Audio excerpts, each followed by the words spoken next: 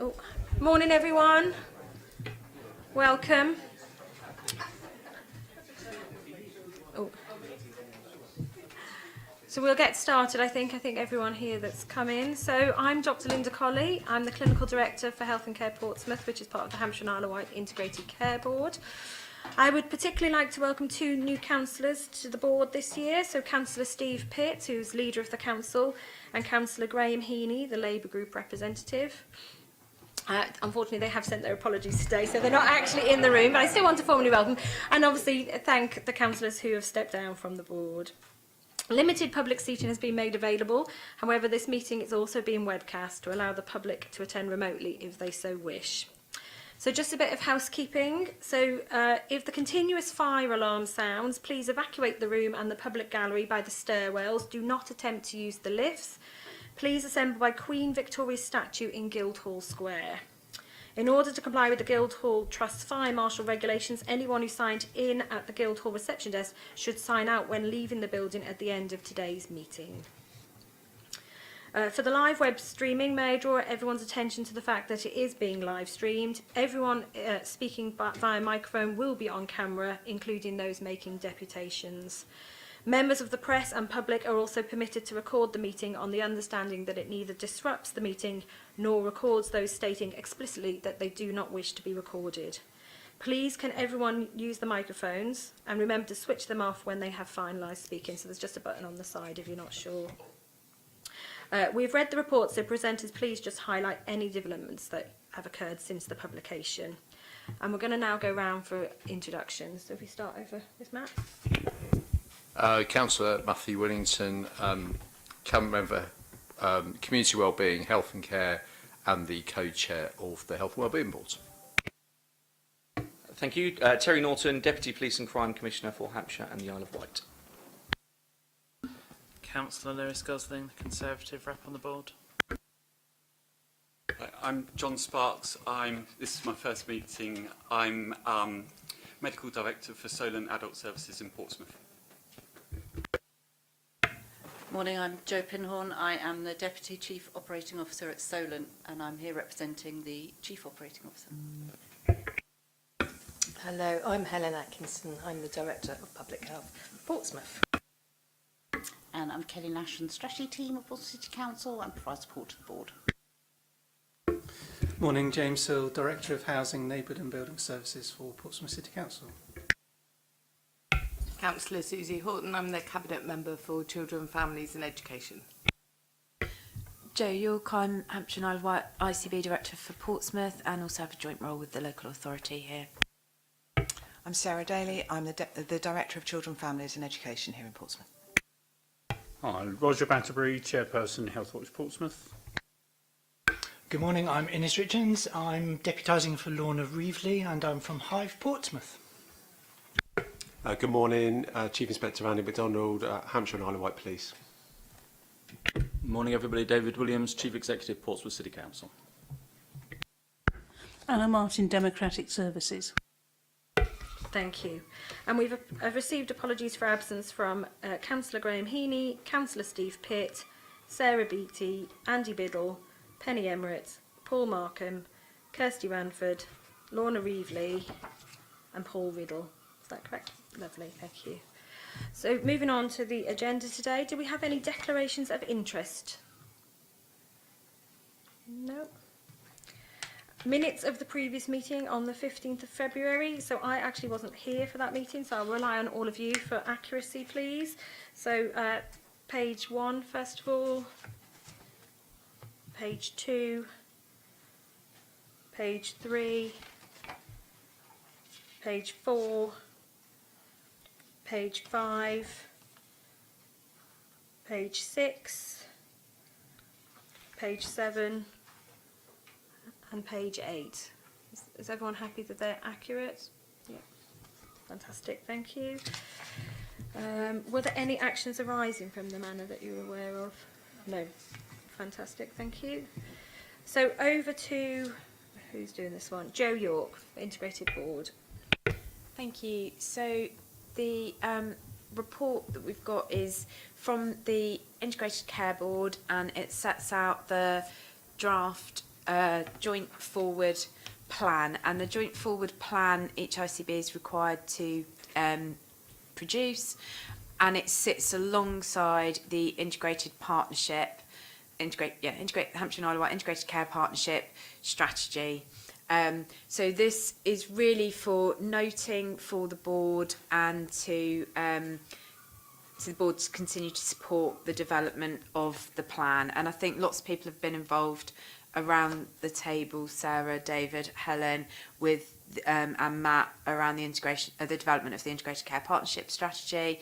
This sets out how NHS services will be delivered in line with that strategy, but also the ICB's priority, particularly around some of the finance and recovery actions in the first year around some of our key transformation programmes to improve services, but also to tackle some of the financial challenges as well.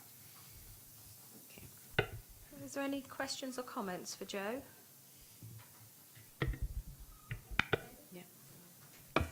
I think. Sorry, Helen. No, you go first, David. No.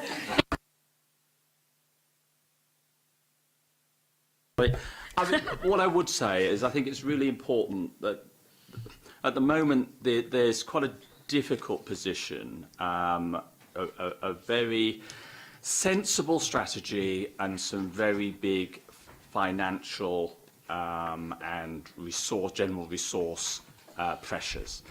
I think it's really important as we go forward that the voice of place comes through really loud and clear, both to influence the strategy but also to influence the relationship between the strategy and the resources. Because without that, and this is absolutely full of priorities, to the point that there isn't a lot that isn't a priority. And I think that's something that this board should really keep a very, very close eye on and try to make sure that the emphasis is going to be on things that are really going to make the most difference for local populations. And there are going to be some big battles, I suspect, around what we mean by that in terms of equity, equality, worst first. There'll be all sorts of different models of resource distribution. It's vitally important that the cities and the local communities influence that in the future and try to distill that myriad of sometimes conflicting and competing priorities into something that's going to be more workable. Thank you. Thank you. Thank you. Actually, it nicely follows on from David's point. So I would just like to, I feel I can't not say that, and this is, can I just make this clear that this is not a comment, I would like it minuted. This is not a comment back to the local ICB team, but when I look on slide 16, which has got the local place priorities, I would like to say that we did formally raise that they were not, in the original version of this, the Portsmouth priorities that we all agreed as Health and Care Portsmouth. And although I recognise them now, they are a subset of what we agreed. And also the reason I have to say something as Director of Public Health is there's another mention of health improvement and tackling health inequalities. It's implicit, but that was one of, in fact, it was our number one priority. So I just formally would like to say that, but I just want it clearly noted that this is nothing to do with Joe and the local team, and Kelly did formally feedback. Kelly? Yeah, I mean, probably just to clarify that, so exactly as Helen said, they're a subset of the ones that we've submitted, and those priorities were set out in the plan that's actually being developed at the moment, and I think it will be coming to the Health and Wellbeing Board in September, so that will set out in more detail the local priorities and the actions underpinning them. So, yeah, exactly as Helen said, it's not a huge mismatch, but we will be clarifying those in the September meeting. Thank you. Councillor Winton? Thanks. And I think actually what has just happened with both David and Helen's contributions and Kelly's as well is one of the things we have to be very, very conscious of going forwards, which is to make sure that what our priorities are here that have been agreed here and not being fed into the into the integrated care system, Hampshire and Isle of Wight wide, are reflected and fed back. At the partnership, so myself and Andy Biddle sit on the Integrated Care Partnership Committee, and one of the things that comes out there when we had our first meeting earlier this year was about the fact that it's all very well having words, but actually it's about the actions. So as David said, there's an awful lot of priorities in here, but for all partners, so whether it's statutory sector, especially whether it's councils or any part of the statutory NHS sectors or any other partners who have the money to deliver this, it really does need to fit into those priorities. And then obviously we have obviously other partners like the police and the fire service and probation and all the other partners we have locally as well, where we're actually more unusual because we have that partnership locally, and that's becoming more of a thing that we're having Hampshire Isle of Wight. We're actually in a really good position in Portsmouth because we've merged all our community safety partnership and our Children's Trust Board into the Health and Wellbeing Board. In the rest of Hampshire Isle of Wight, that does not exist. But the Integrated Care Partnership is that, of course, including also the voluntary community and social enterprise sector, who, as we know, with the Hive here and all our other partners across that are really key to that. So we do have a lot of, it looks nice, doesn't it? It does look nice. It's nice and colourful, has lots of priorities, but actually it's about, and it might say, well, we're thinking of doing this, but as David said, you can do these things in different ways. You can do it in a Hampshire Isle of Wight level, which has no sense of place, or you can do it at place level. Of course, the irony is, everyone, when we speak at the Integrated Care Partnership Assembly, when we talk to all our partners, they all say place is key. So for us, that's where we keep pushing, and we work with our partners at the local authorities. We work with our partners within those other organisations that are positive towards place, and we keep pushing for that, because otherwise it could be very, very easy. You could deliver these priorities, but at a Hampshire Isle of Wight level.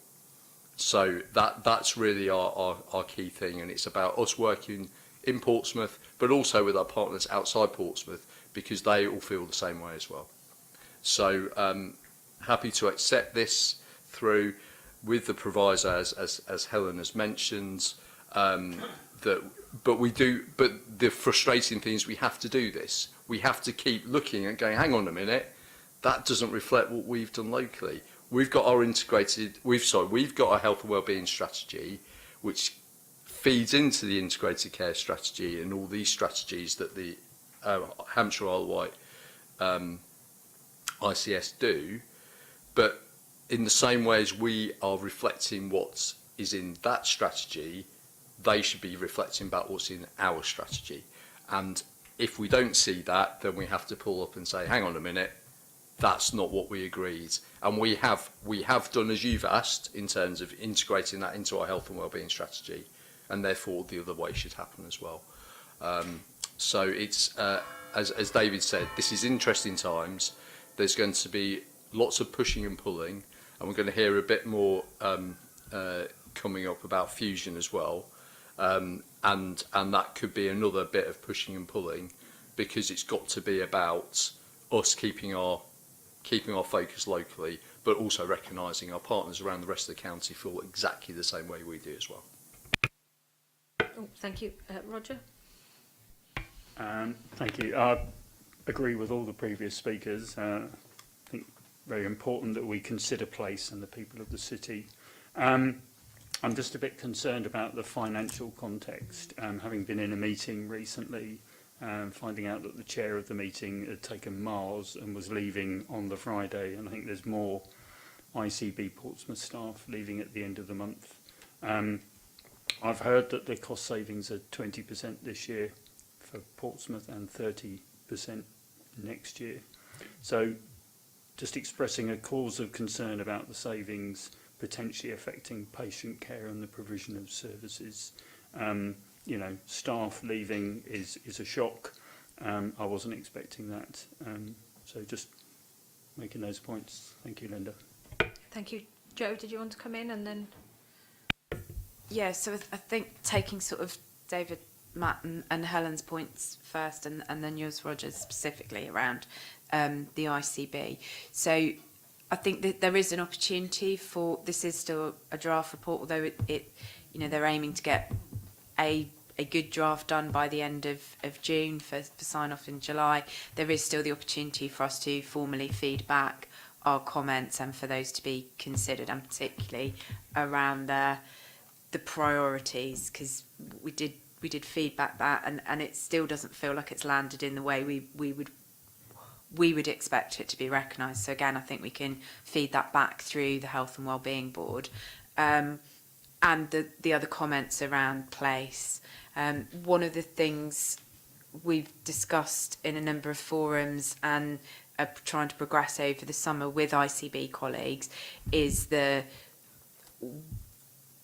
what is the operating model around place in each of the 4 places? How does that sit within the ICB? Because there are certainly advantages of being able to work across Hampshire and the Isle of Wight and do things at scale, particularly where we have some of the financial challenges across all of our areas. So, but I think we need to be clearer about what we do where, so that we can continue to work in partnership and continue to do that really well. So those workshops are planned over the summer. I think there will be one for Portsmouth with perhaps wider ICB partners to come and hear what our ambitions are at place and what our plan is for our place. And then where we come together and compare and contrast, and what does that tell us around each of the 4 places and where can we come together. So I think that will be happening in the background. I think that will be really important to us, and getting our voices there and listening to other colleagues across the ICB and the ICS as well. And David and I are sort of progressing that before he goes. So, but I do think maybe we want to, and happy to work with Kelly about how we feed back some of your comments today so that they are formally fed back. Roger, with regards to the ICB position, all ICBs have been asked nationally to reduce their running costs by 30% from 24-25. So I think for Hampshire and the Isle of Wight, given our financial challenges, but also we haven't yet reached the benefits of bringing 4 or 6 CCGs together into a single organisation. So the MARS scheme, it stands for Mutually Agreed Resignation Scheme, is an opportunity for staff before we go through any organisational redesign for people to make a choice around whether they want to leave, and there's a settlement, and all of that is you know, very much at the behest of individuals and their privacy around how they want that to be shared. We are very cognizant, though, that does mean right across the organisation it leaves us with a number of gaps. So we are working really closely, both as a Portsmouth team, but across with other teams around how do we fill those gaps, what interim pieces can we put in place, whilst we then do an organisational redesign piece, which will need to be full consultation with all of our staff. So there will be some interim arrangements, and we will be looking at how we pick up the work, but also how we work more closely with our partners, both the local authority and Solent, because often we have staff doing very similar things, or they're trying to do it together, but actually are we now at a point when we can say actually this person can do it on behalf of? So they're the conversations we're having to try and reduce those gaps, and again both locally and across the organisation. We can perhaps pick up more of the detail of that in our Health and Care Portsmouth Partnership Board, around how we're filling the gaps perhaps in the immediate term and in the interim. Thank you. Thank you, Sarah, and then Ines. I think when we moved into this integrated kind of partnership, our concern was about levelling down, not levelling up, and the losses that we would have as a city, being such a strong integrated city with really positive partnerships and ways of working already well embedded. I think the way that we work in place and the way that we don't wait for that whole footprint to move, but I've got the page open on 1001 days. I think as a city of Portsmouth, with the inequalities, with the health inequalities, with the deprivation in the city, we need to grab that priority and we need to make it work for us in place, and we are already doing that. And I think that reassurance that we're not waiting for the whole of the ICS, we will lead on this and we will support others to come with us. But we have to take control and we have to be mature and we have to say we will lead, we will show you how you can do this better, and we will lean into you and support you to do this in the way that we are doing it in Portsmouth. But we have to be proactive and we have to be strong in that partnership, and we have to make sure we're sitting in the right meetings, that we're present and that we have that voice. And I think more and more so we are confident in that area. So I think that reassurance is there that we are not sat idly waiting, we are moving forward with the plans as we want to. But it is important that the work we're doing is reflected strongly in the reports that come out, so that the city and the people of the city can see that and will feel that and will understand what we are doing. Thank you. Ines? Thank you. Slightly separate point, but valid, I think, in this discussion. Hive Portsmouth and others, some of whom are around the table, have been working with the ICS to build the HIVCA, which stands for something like Hampshire and Isle of Wight Voluntary and Community something. But it's the network of VCSE that interfaces with the ICS. It's an ICS-led programme. And ICS colleagues have been quite rightly going and discussing with partners, and part of our feedback has been about emphasising the importance of building not just the regional infrastructure of the HIVCA but also the place-based structure as well. And I think it would probably be quite wise for this board as well to pay attention to how VCSE is locally integrated and democratically represented in its structures in place, as well as in the HIVCA, because I think that will add another voice or another set of voices to some of these discussions around strategic priorities, both in place but also influencing stuff that's happening at the regional level. Thank you. Jo, did you want to come back? I think that's really helpful, Ines. And as Kelly said, we're doing a lot of work on our Health and Care Portsmouth plan and how that links to the strategy and the priorities at an ICB level, but also what that means for us locally. What are we taking forward? How are we improving our services? So I think we would be in a position to bring that back to the next board that will then hopefully be really clear about what our priorities are and how they link in and feedback, and we could perhaps include some of the role of the VCS within that as well to make that link. Helen and then Kelly.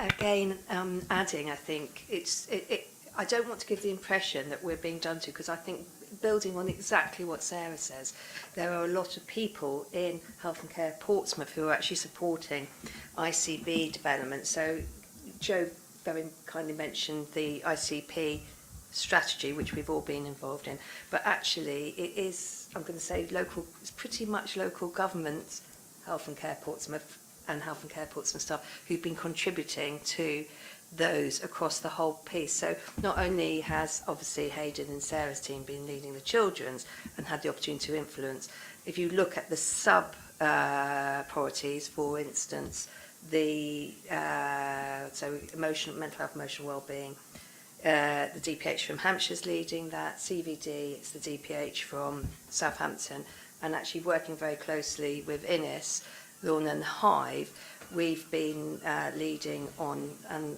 I probably wouldn't have called it this, but that's fine, and I keep forgetting what it's called. That's it, social connectedness. I would probably call it tackling isolation, but it's called social connectedness. So I think building on what Jo and Sarah, I don't want people to think we are very much at the forefront of influencing and actually now leading on quite a few of the ICP priorities, aren't we, Jo? Which is really important. Kelly? Yeah, and I think just to follow up on that, we've made references to bringing the priorities back at the next meeting, and I think that shouldn't be taken to mean that we're not very clear locally around what they are, because I think you've heard from those around the table that we really are. What we haven't done is probably put them in a digestible format for that wider communication piece, so that's what we're bringing back. But as I say, I think it absolutely reflects the shared priorities that everyone's very clear around the table. Debbie?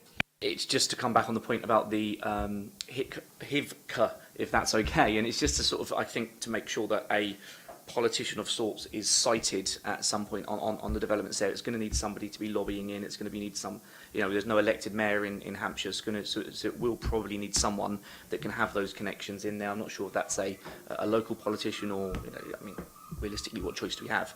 But so that there is somebody that's able to really raise that agenda, to get in there and raise that with the various government departments. But, you know, somebody probably needs to grip that from a political perspective. Thank you, Matt.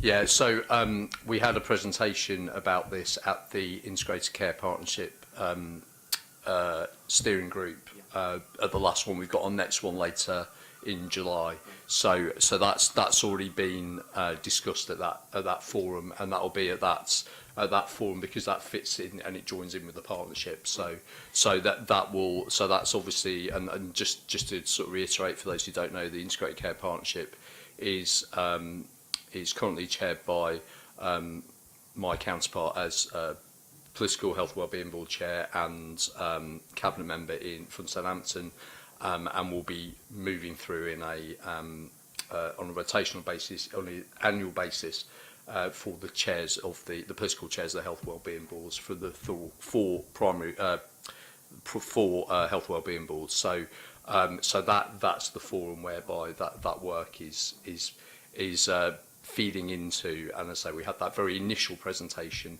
at our meeting. I think it was back in March or April. Thank you. That's great. So, who, if people have got concerns and they want to raise it, so it can be escalated, who would we go to? Kelly, or who wants it? Don't know. Is that all right? Yeah, and obviously quicker the better because we're on timescale. You said end of June, so that's Friday, isn't it?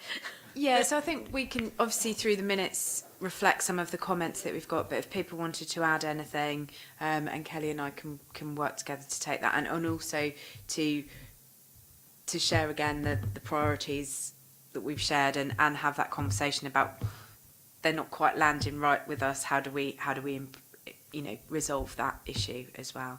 So yeah, any more comments that people want to make, if they send them to Kelly or I in the next day or so, we'll get that letter in, and then we can probably send it round with the minutes next time.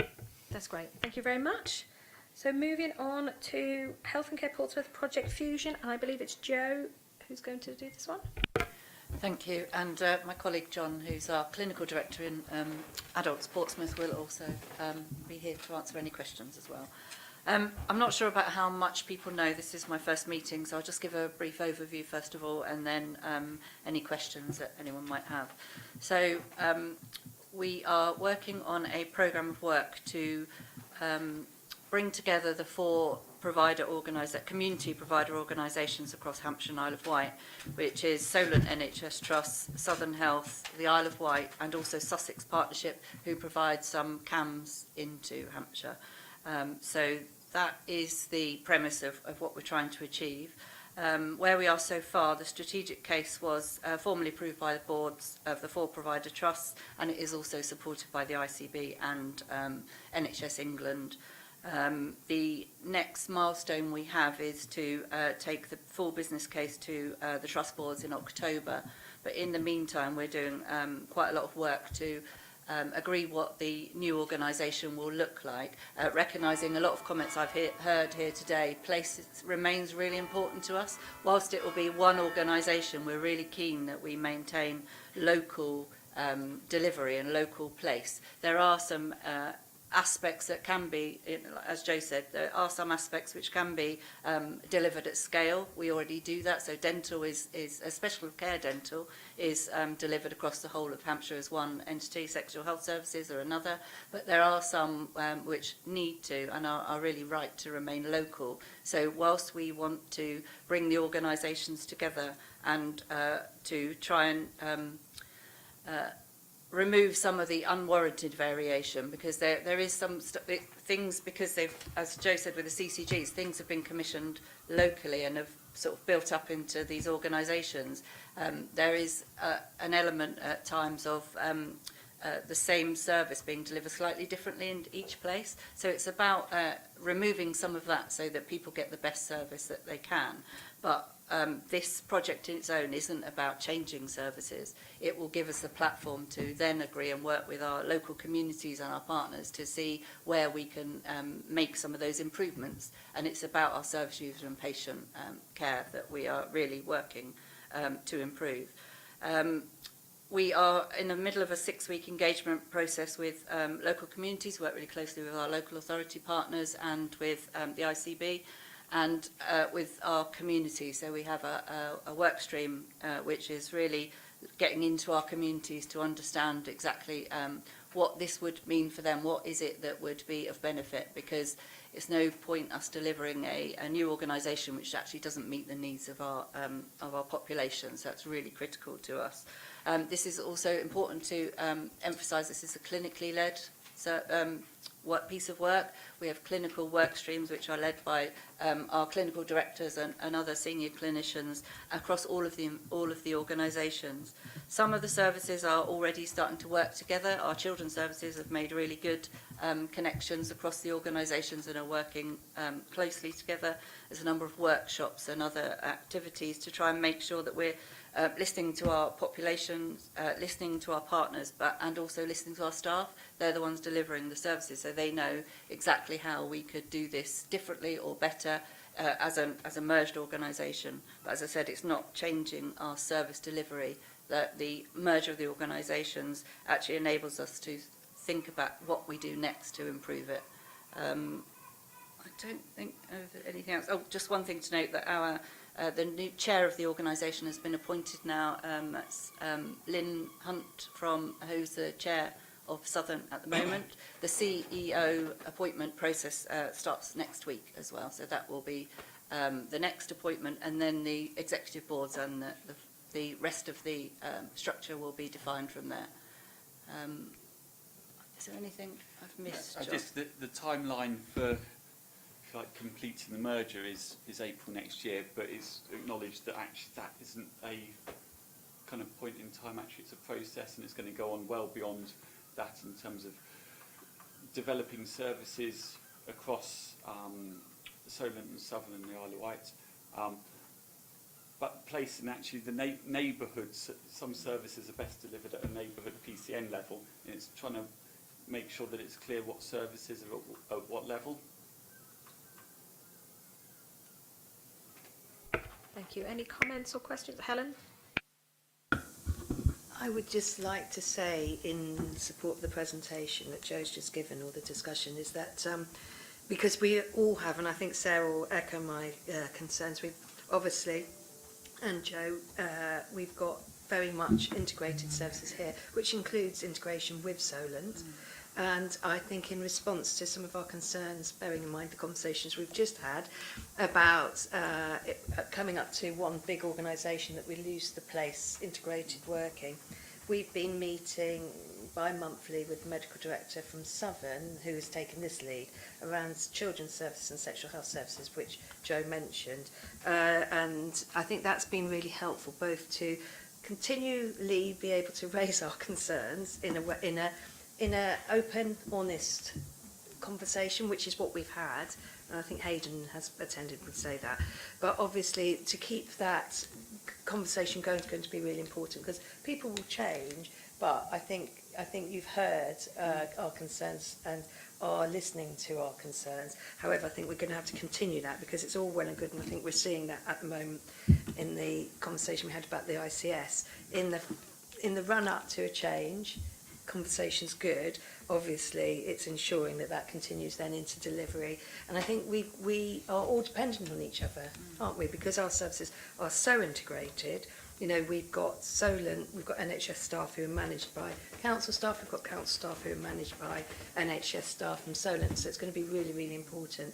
And particularly, because I do get the complete point about services being at neighbourhood, but we also have to make sure that we're delivering services together at place, which then includes neighbourhood, and not a one-size-fits-all. But you've been really listening to that.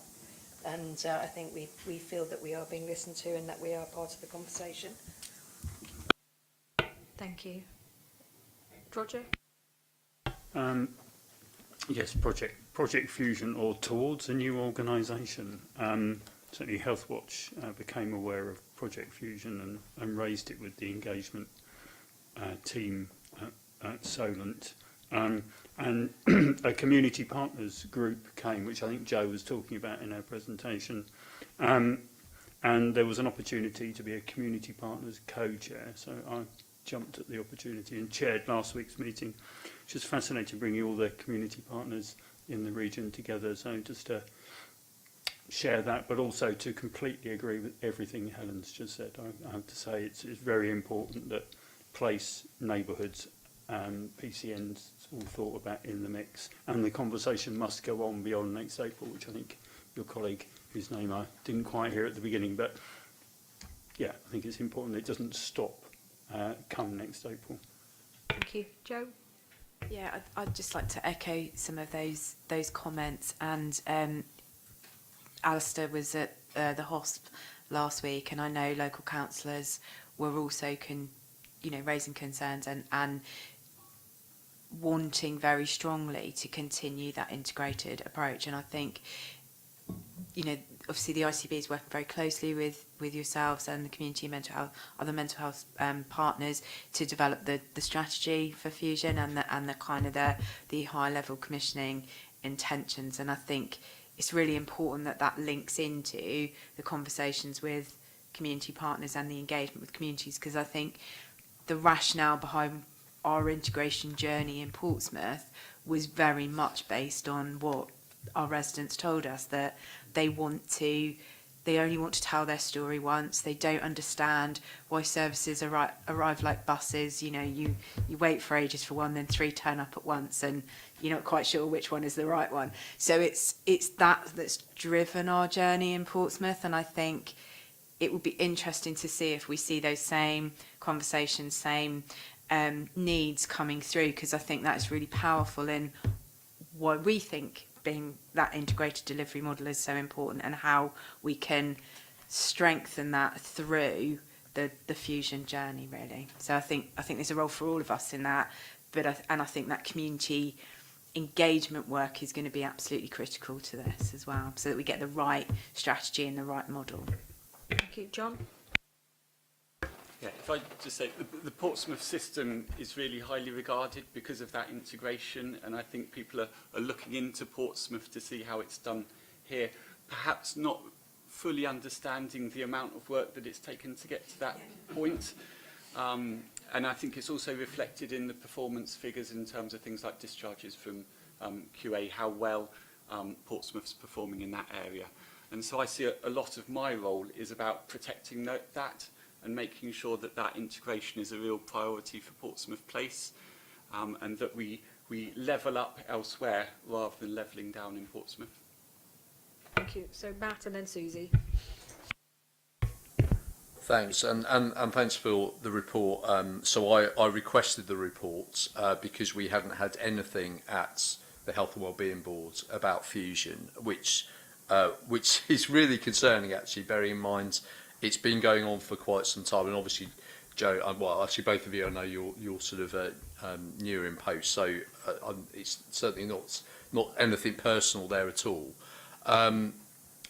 So we had a meeting last year where we had Rod and Andrew from the two health trusts, and they both talked about very strongly about our integration and how it's a paragon and everything, and yet I don't think that the Project Fusion, which of course, though I did hear it mentioned, we can't call a merger, it's something new, but we all know it's a merger.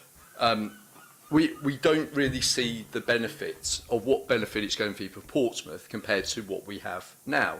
Actually, I think one of the great strengths about Solent NHS, despite the issues that have been going on in more recent times, is the fact that it is focused on those two urban areas, on Portsmouth and Southampton.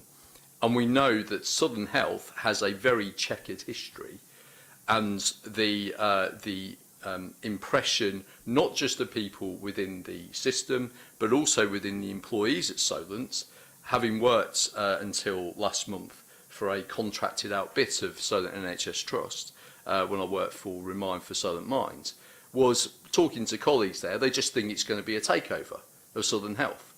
So if you've got that impression within the staffing, you've got that impression from outside as well, it is a real concern.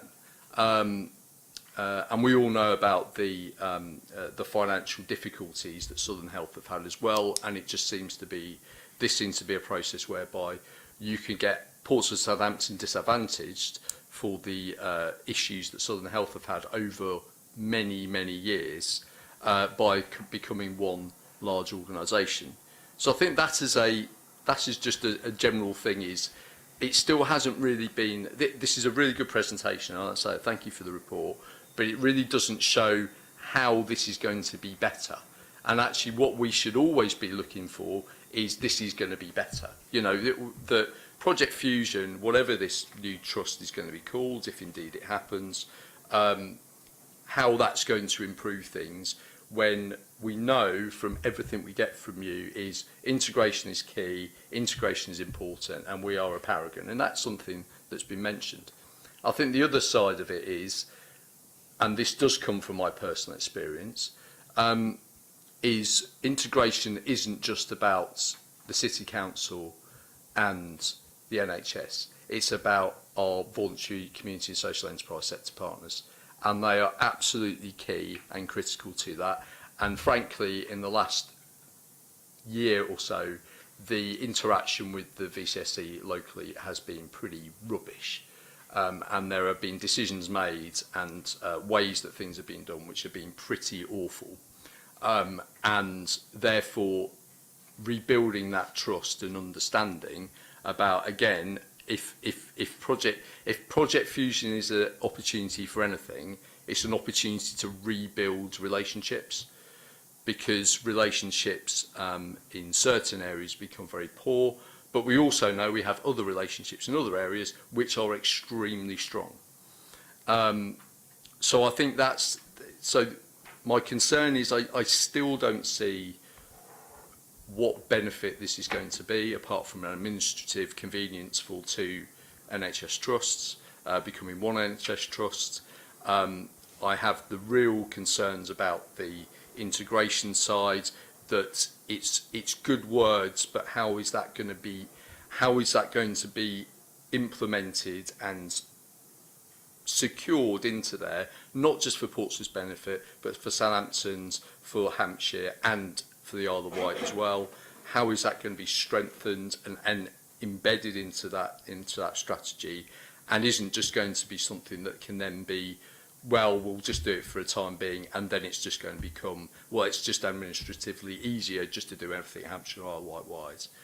So I think that's where I want to be. And you talk about the 6 weeks of engagements.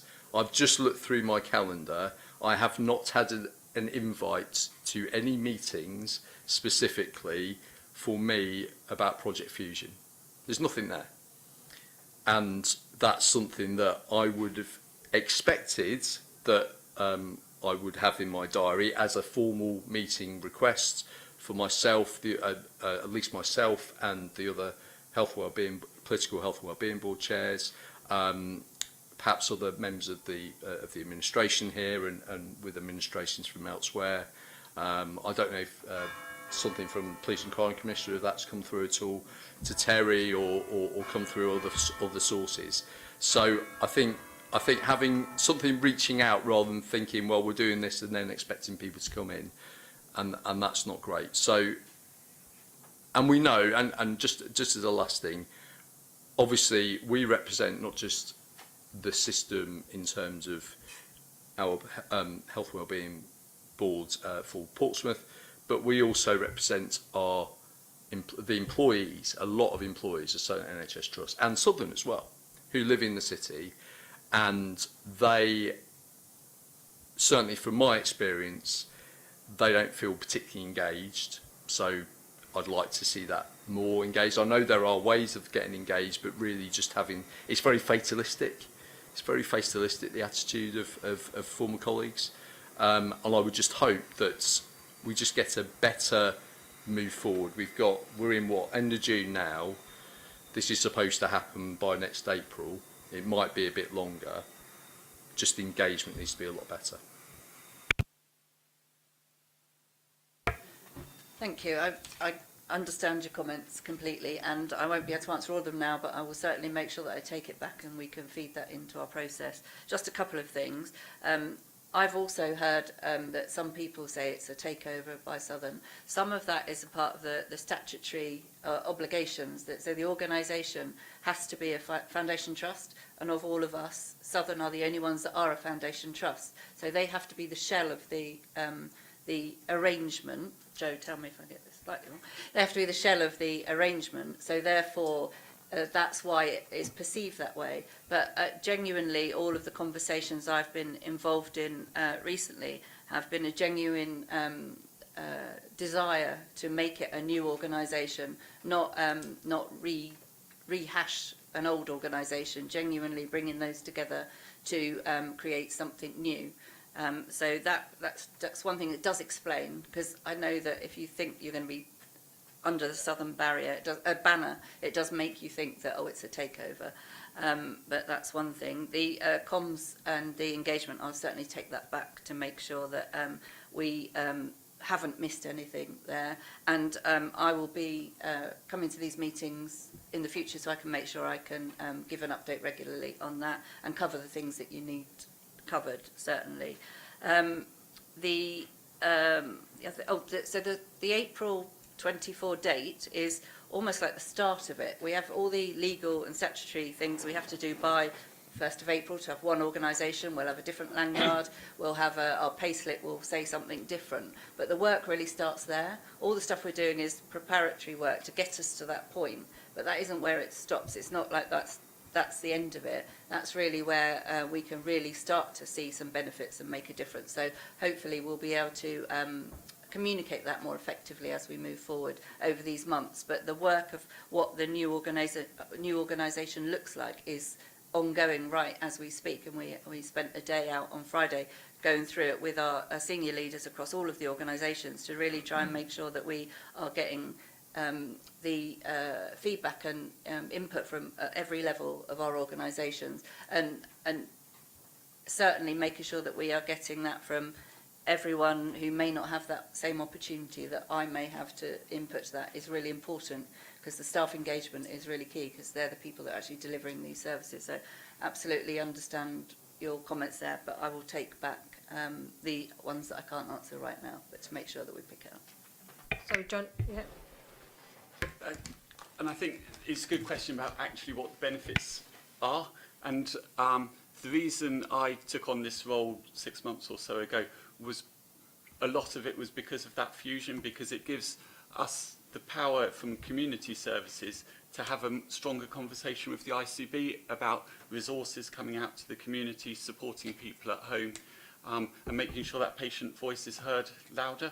I think it's difficult as segregated organisations always to get that attention, and I think as one organisation we hold more power there. And as an example, it's about that strength for two-way communications.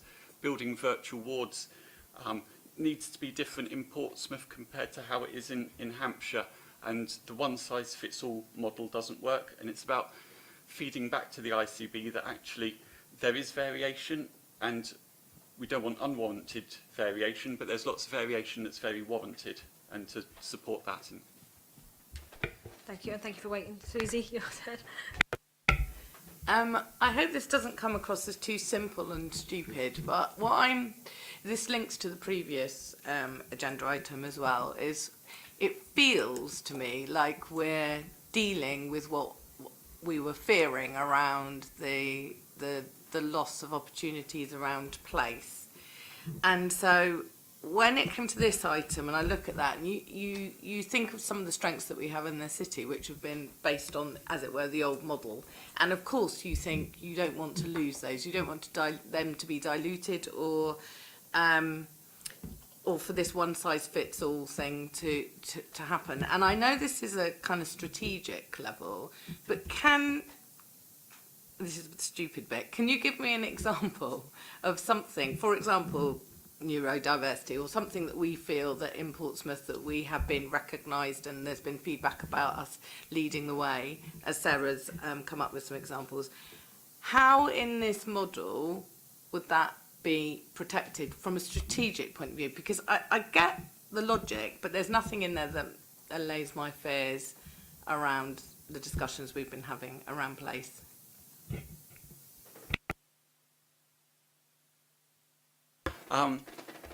I think it is a concern that the services that we do well in Solent, that we do well in Portsmouth, we need to protect those and make sure that there isn't a downgrading of those. I think Solent also provides lots of services on a wider basis, and there is for example, if I give you the example of Parkinson's disease, because it's in my area of knowledge, we have, I think, 1 or 2 Parkinson's nurses to cover Portsmouth, and actually there isn't a resilience there. So if one is off ill or one retires, then actually having that wide resource across Hampshire gives a bit more resilience to those smaller services.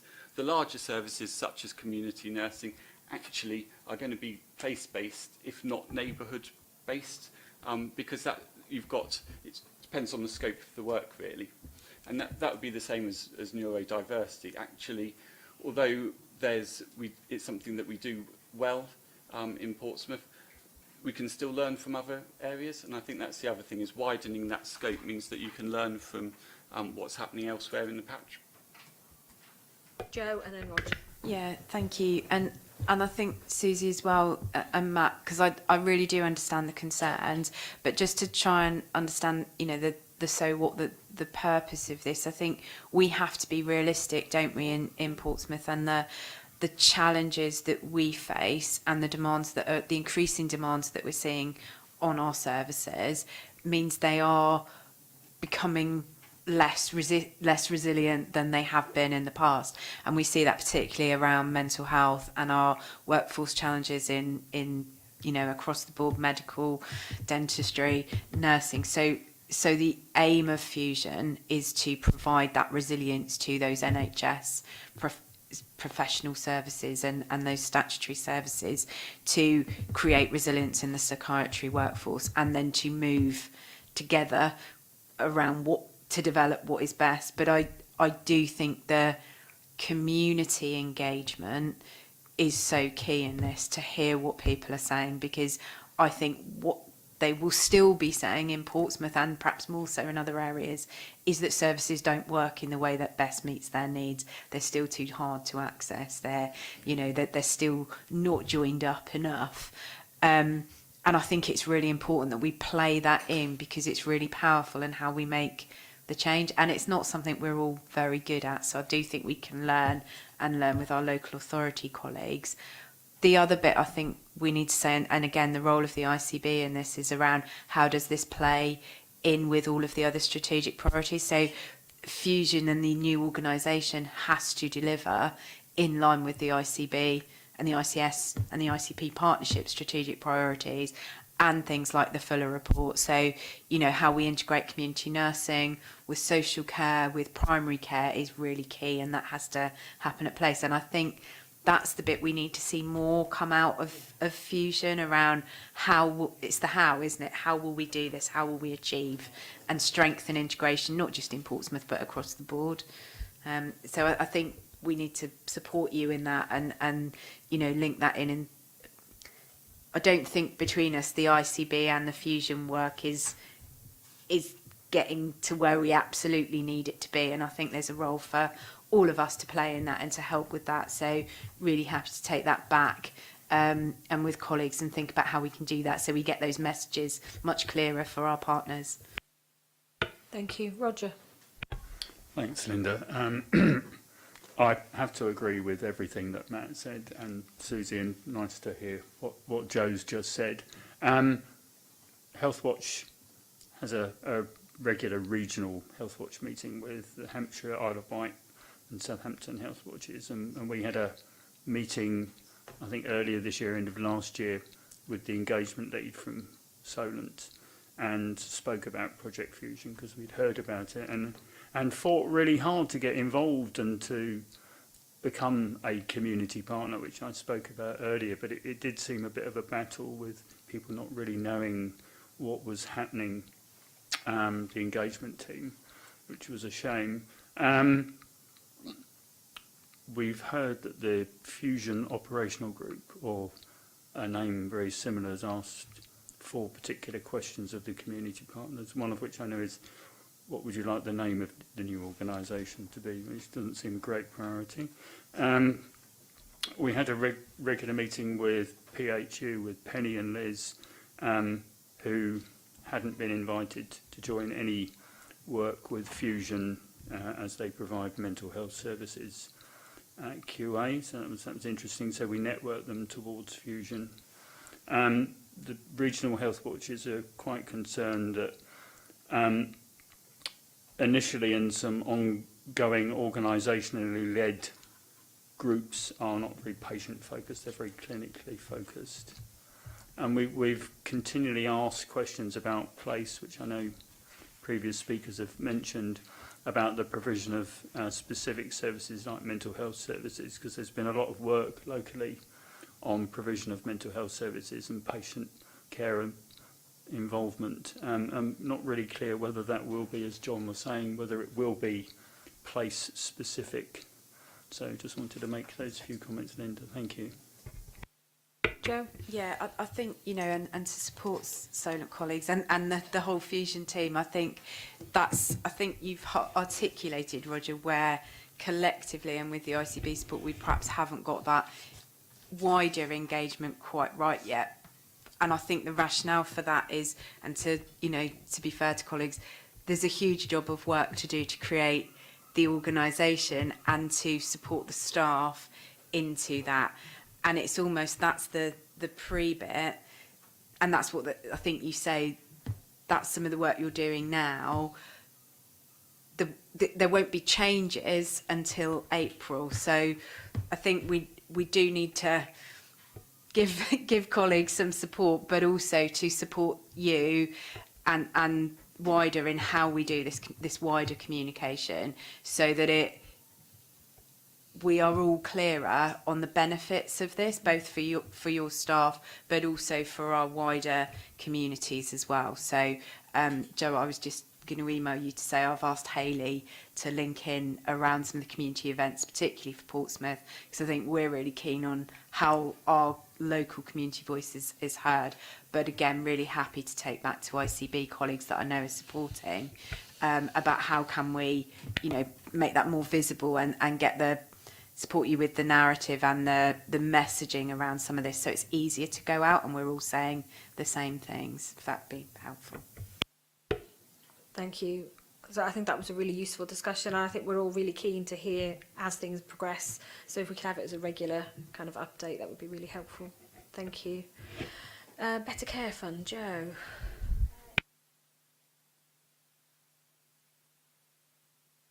Sorry. This is unusual in the fact that we're actually able to bring it to a Health and Wellbeing Board before submission date to NHS England. Usually the timing is wrong and we get it afterwards. So, and even better, we've managed to provide you with the update from last year as well, so you can see it properly for this time. I guess there's very little change at the moment. It is still a draft, but we've been working on it very much together. I guess it's important to note that with the financial challenges, some of this may change, but our focus very much through the BCF schemes in the specification, as part of the overall Section 75, is about how we support that admission avoidance and discharge to assess. And as it's been mentioned, we've seen some really good results in that locally. We had a blip last year, sort of last summer in October. And through the winter, but we've actually recovered really well and got we're really seeing the benefits of the integrated Jubilee working. And so it's those sorts of things that sit underneath the BCF and the work that we're doing with Hive and the Red Cross and the Salvation Army around that, how we integrate the VCS more into that space and working with PRRT and the Jubilee and Spinnaker teams.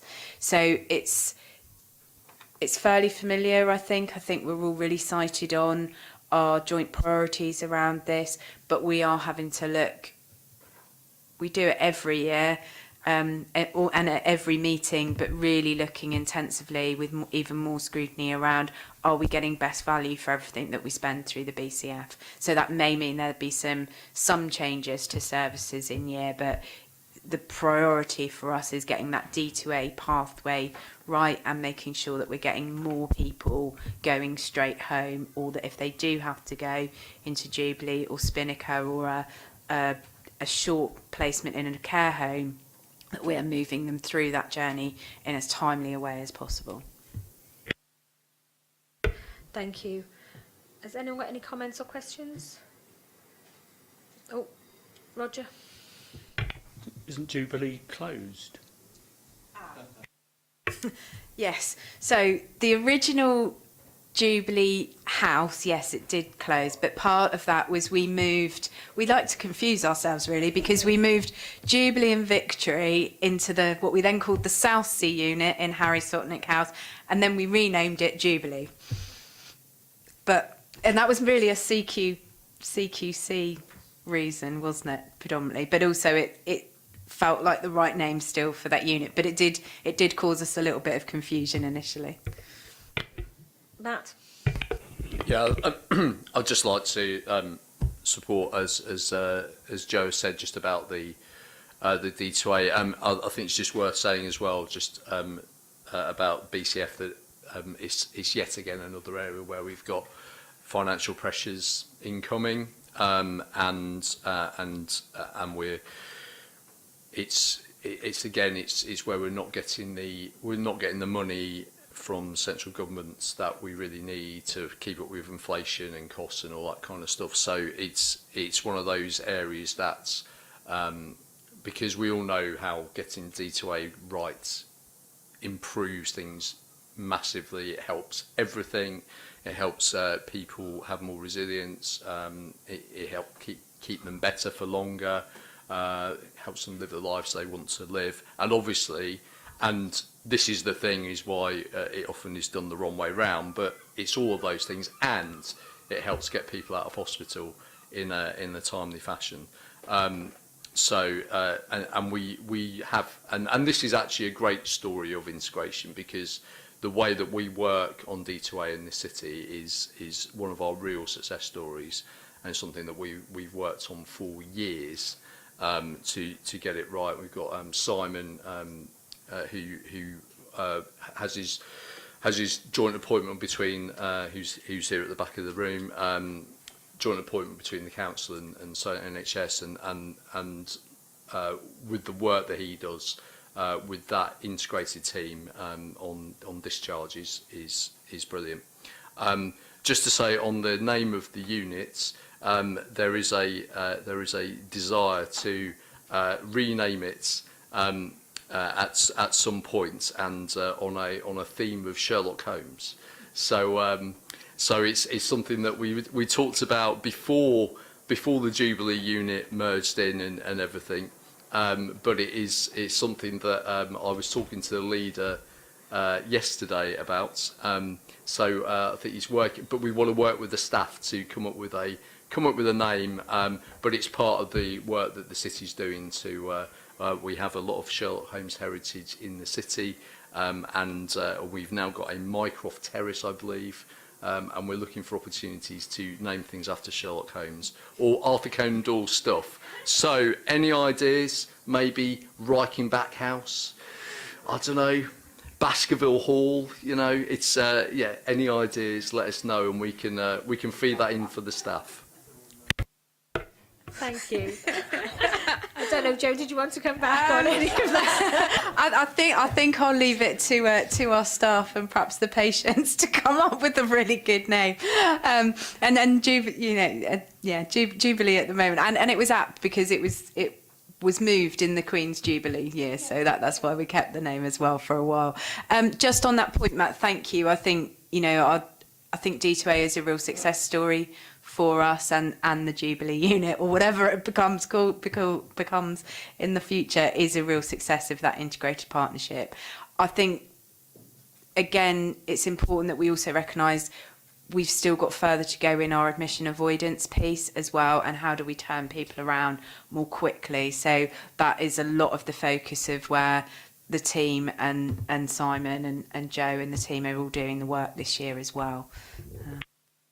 Thank you. So we're actually asked to ratify the submitted Better Care Fund end of year return. Are we happy to do that? Yeah. We are requested to approve the draft Better Care Fund narrative before submission. Yeah. And to approve the draft Better Care Fund planning template. Lovely. Thank you very much. Pharmaceutical needs assessment next. Helen. Thank you, Chair. I'm going to try and keep this mainly short, but also more importantly simple, because I have to be honest, this has been a very complicated process. But as you know, we as a Health and Wellbeing Board have a responsibility to publish a pharmaceutical needs assessment, and we did so and produced the current one, which was published in October 22 and runs until 2025. However, as you also know, there is a lot of strength of feeling about community pharmacies and the risk to current increasing closures in line with our other concerns around access to primary care and dentists. So we have so in February, and I think this has been on the agenda for the last 2 or 3 meetings actually, due to that strength of feeling. In February 2023 at the board, we agreed to consult on a revised P&A, and that was in light of a number of closures, particularly a consolidation and closure around the Elm Road. So this paper, and I'm going to assume that you have read it, it does cover the consultation process that we had to go through in light of reproducing a new or an updated P&A. Feedback, as well as some options for recommendations. Now, it might be a surprise to some that the recommendation, we are making 2 options, A and B. A is to continue to publish the current renewed P&A, but you might be surprised that option B is our preferred or our recommendation, because several things have changed since the meeting in February, including some of the legislative changes. I'm sorry, this is very dry, which mean that we can now do what we intended to do within the existing P&A. That, in light of some of the consultation responses, which were quite serious, mean that is why we've got the recommendation B. So I'll quickly go through a couple of things that are really important on that, if that's okay. So we are basically asking you to reconsider, and for us not to publish a new P&A, basically because, and I'll go through them, we're asking you to, so option B recommended is to recognise the issues and strength of feeling in responses. So I'll just give you an example of a couple of that, of the responses that we got, just as an example. Just as an example, God, I've got to find it. I'm going through different bits of my paper now.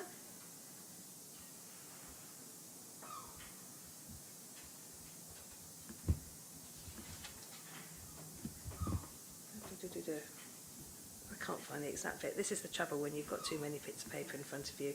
But in essence, we can still do what we want to do for the existing, and the strength of feeling was, particularly from the local pharmaceutical committee, that if we went forward with the current suggested rewritten P&A, we would be basically breaking the code of what is expected in a P&A, so we'd be going against some of the legislative reasons for actually doing a P&A in the first place. Hopefully you've had a chance to read the paper.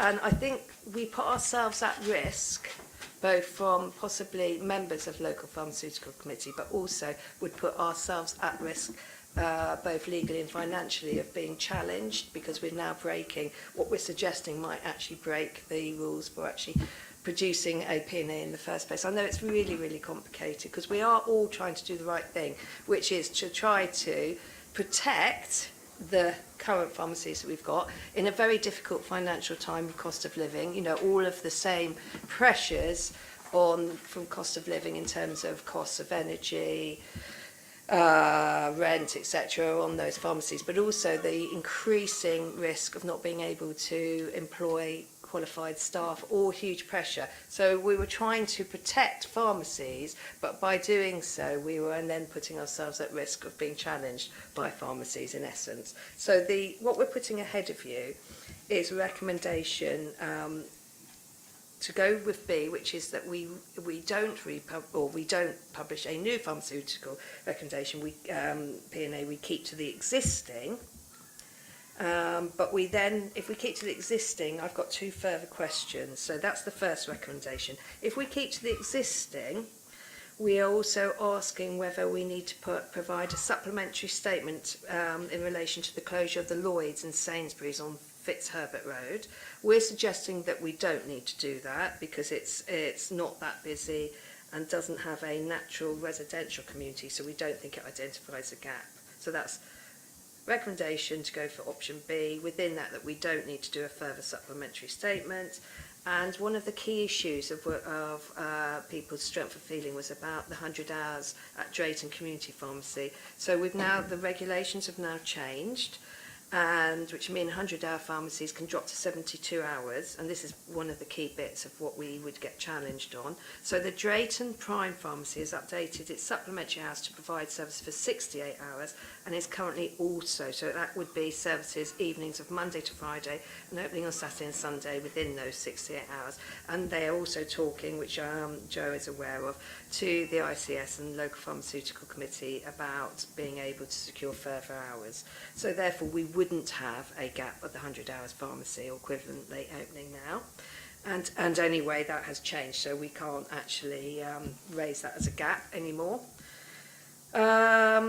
So the proposal, just to finally get this, sorry, because it's really, really complex. The actual closure of Elm Grove, which was the area that people were most concerned about, is really already covered in the amended, that was covered in the amended P&A to include updated supplementary hours for Drayton Prime, provides an updated map, so we've got to do an updated map and continue to work with primary care commissioners and pharmacies to secure further services we need for our community. So what we're saying, sorry, I know it's really complicated, is if we go forward with option A, we are putting ourselves at financial risk, but we're also biting ourselves in the face to a certain, or cutting off our nose so to spite our face, because actually that will then create bad relations with the LPC, who we want to work with to be able to support community pharmacies, A, managing to continue in business, and B, where we do have gaps, identifying those gaps and being able to fill those gaps. Sorry, that was complicated. I've had to go through it about 10 times myself. So, recommendation, option B, and then within option B, that we do further work. We don't do a supplementary for the Sainsbury's on Fitzherbert Road, but we do continue with all of the other things that we wanted to do, including obviously redo the map, etc. And I know this is in the news today, just an example, because I know that Boots have just announced, which I think that could impact on us, another closures across the country. Okay, I think there's a few people who want to come in. So if we start with David. Well, personally, I'd be very happy to support the recommendations as I understand them. But I think that's great. I think one of the reasons why this has been an issue at this board so regularly is I think it's a really good example of the old adage about all politics is local. Yeah. And I think some of what we're witnessing are changes in the market, changes in the way in which the contracts or the implications then on how the contracts operate, We know that the pharmacy that does most business for Portsmouth is in Leeds, you know, our local pharmacy. So there have been huge shifts in terms of how behaviours have changed, as they have with all retail.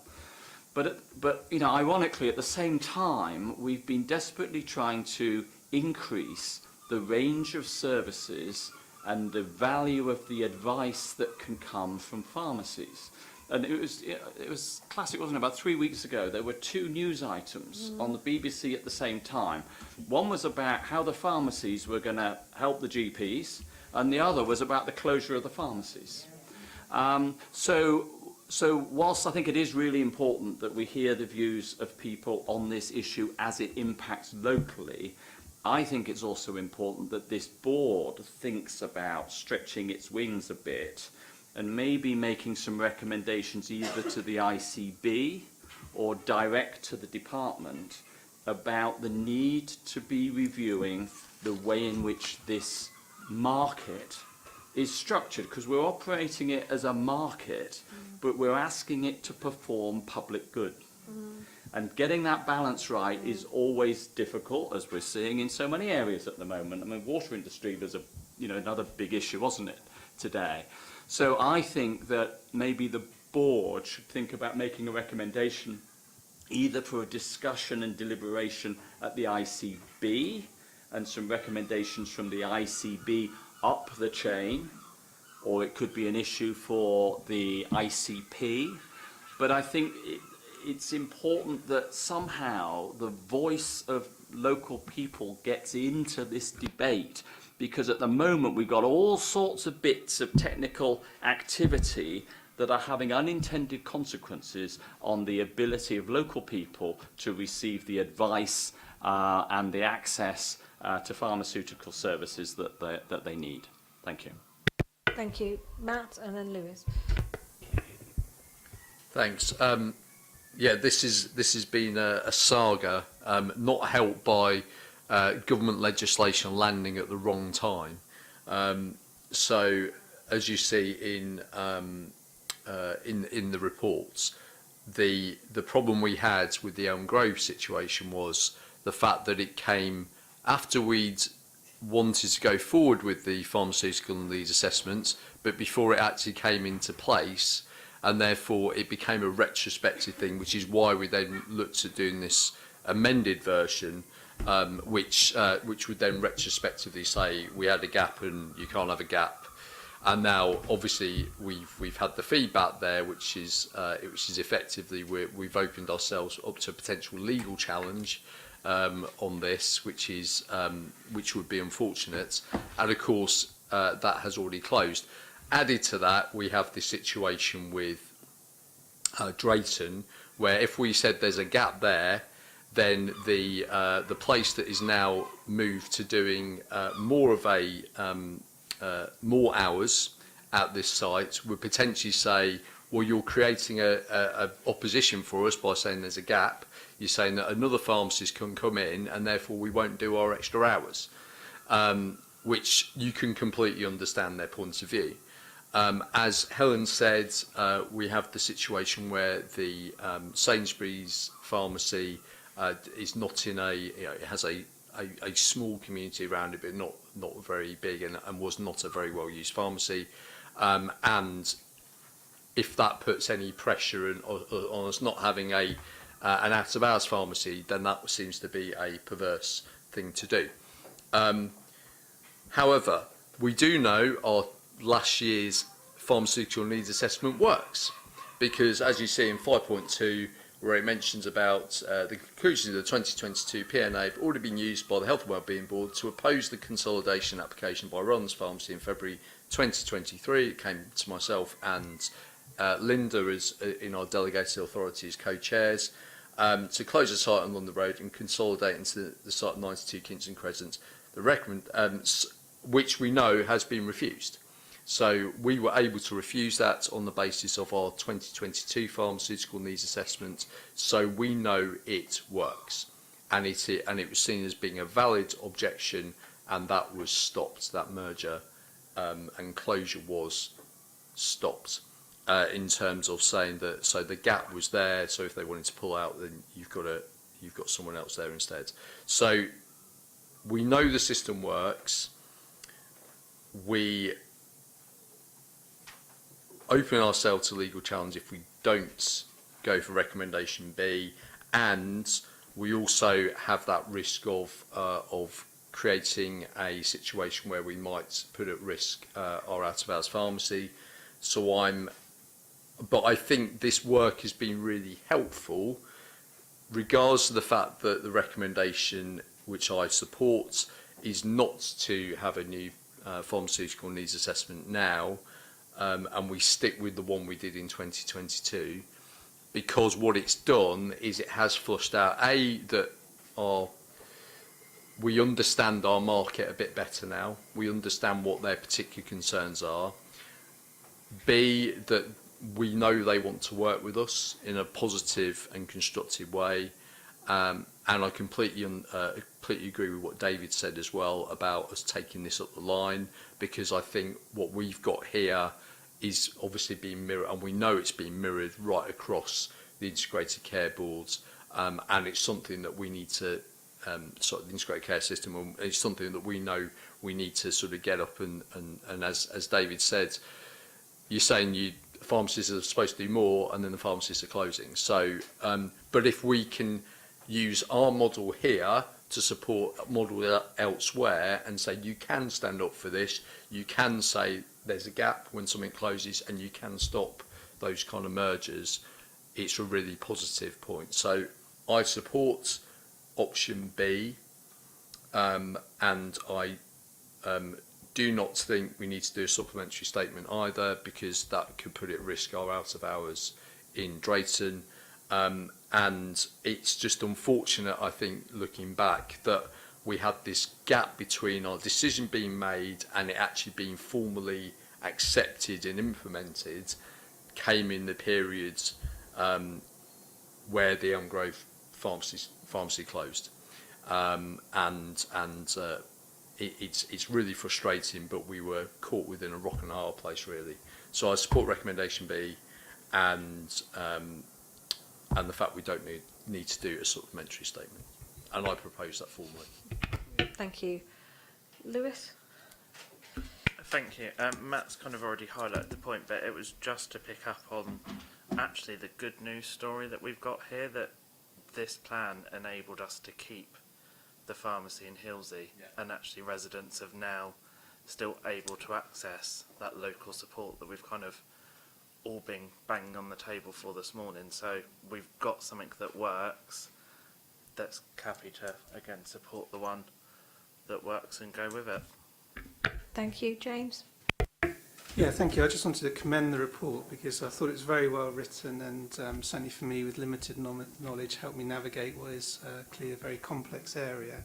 And I would support option B. My only question is, how do we intend to communicate that, given the deal of press interest, etc., in this area? How are we going to communicate this decision to pharmacies and the communities?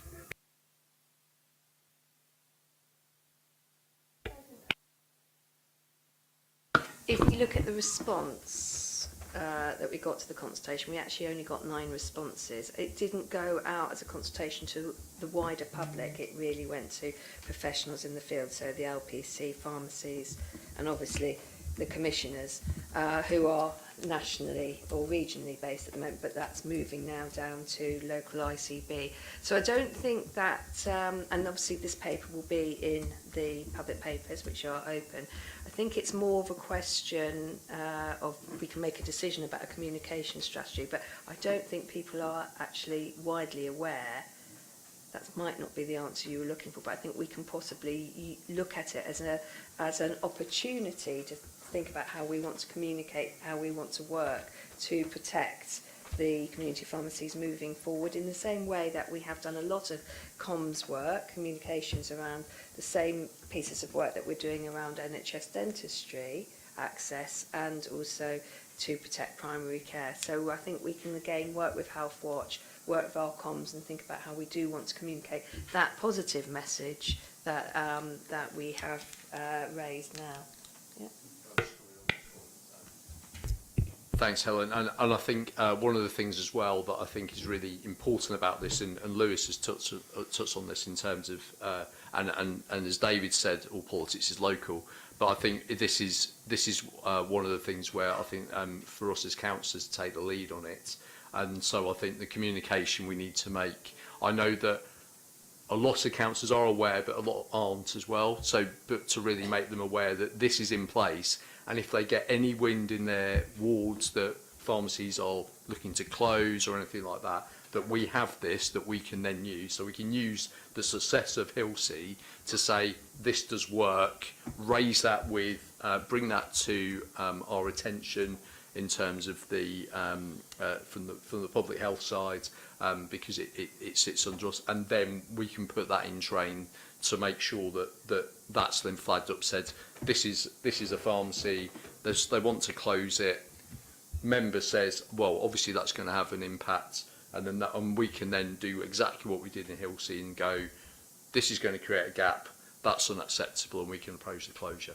So I think it's a really big part of this, James, is that we need to make it available to all the people in general terms, but we also need to make sure that councillors know it's the tool that can be used, because we like tools to use, and where we know it works, we know it's a really successful tool, then it can be something that we can make use of right around the city, because this is going to happen again. Let's be under no illusions about that. This will happen again, and so we need to make sure we can use that tool as well as possible. Thank you, Jo. Yeah, thank you. I mean, really supportive of option B, as colleagues have outlined. But just to come back on some of the points around, the ICB does now, or all ICBs do now have delegated commissioning responsibility for community pharmacy, although obviously that is within a national contract that is set, and there are a number of challenges within that. So I think David's point about how do we raise this is really key.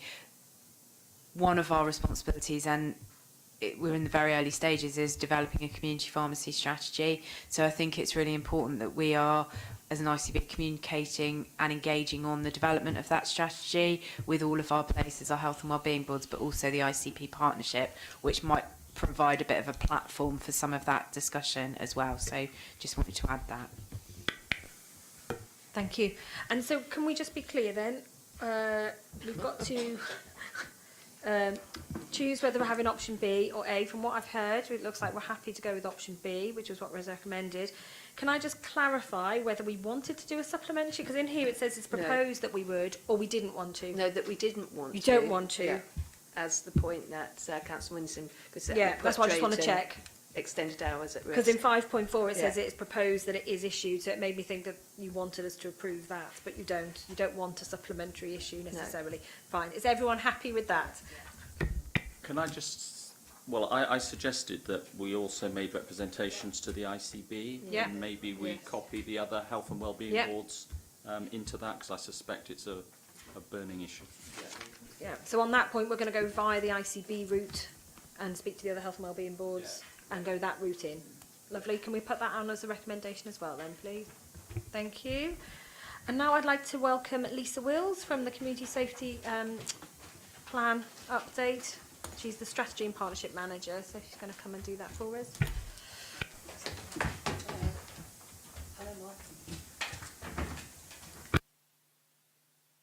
Hello, everybody. Wow. So there's some new faces around the table. So I just wanted to start with, so we're on the same page. So for those of you who are not aware, the Health and Wellbeing Board took on the statutory duties of the Community Safety Partnership in 2019. And one of those statutory duties is to do the strategic assessment and produce a plan based on the priorities identified in the assessment, and then to put in place actions to address them. So this report that has come to you is a progress report on that plan, the existing plan.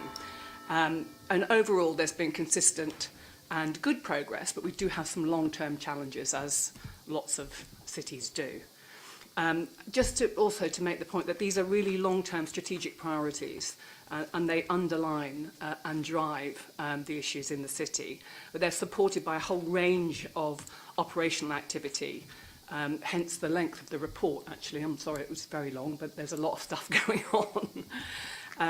But the focus on these priorities is over and above the delivery of those day-to-day services by police and probation and other colleagues. The drivers for crime and substance misuse and offending are complex and complicated. And so detailed, consistent analysis is really important. And that work is done by our public health team. And I work very closely with Matt Gummerson, who's our head of public health intelligence. The report explains that priorities haven't changed significantly since last year and have therefore been rolled forward.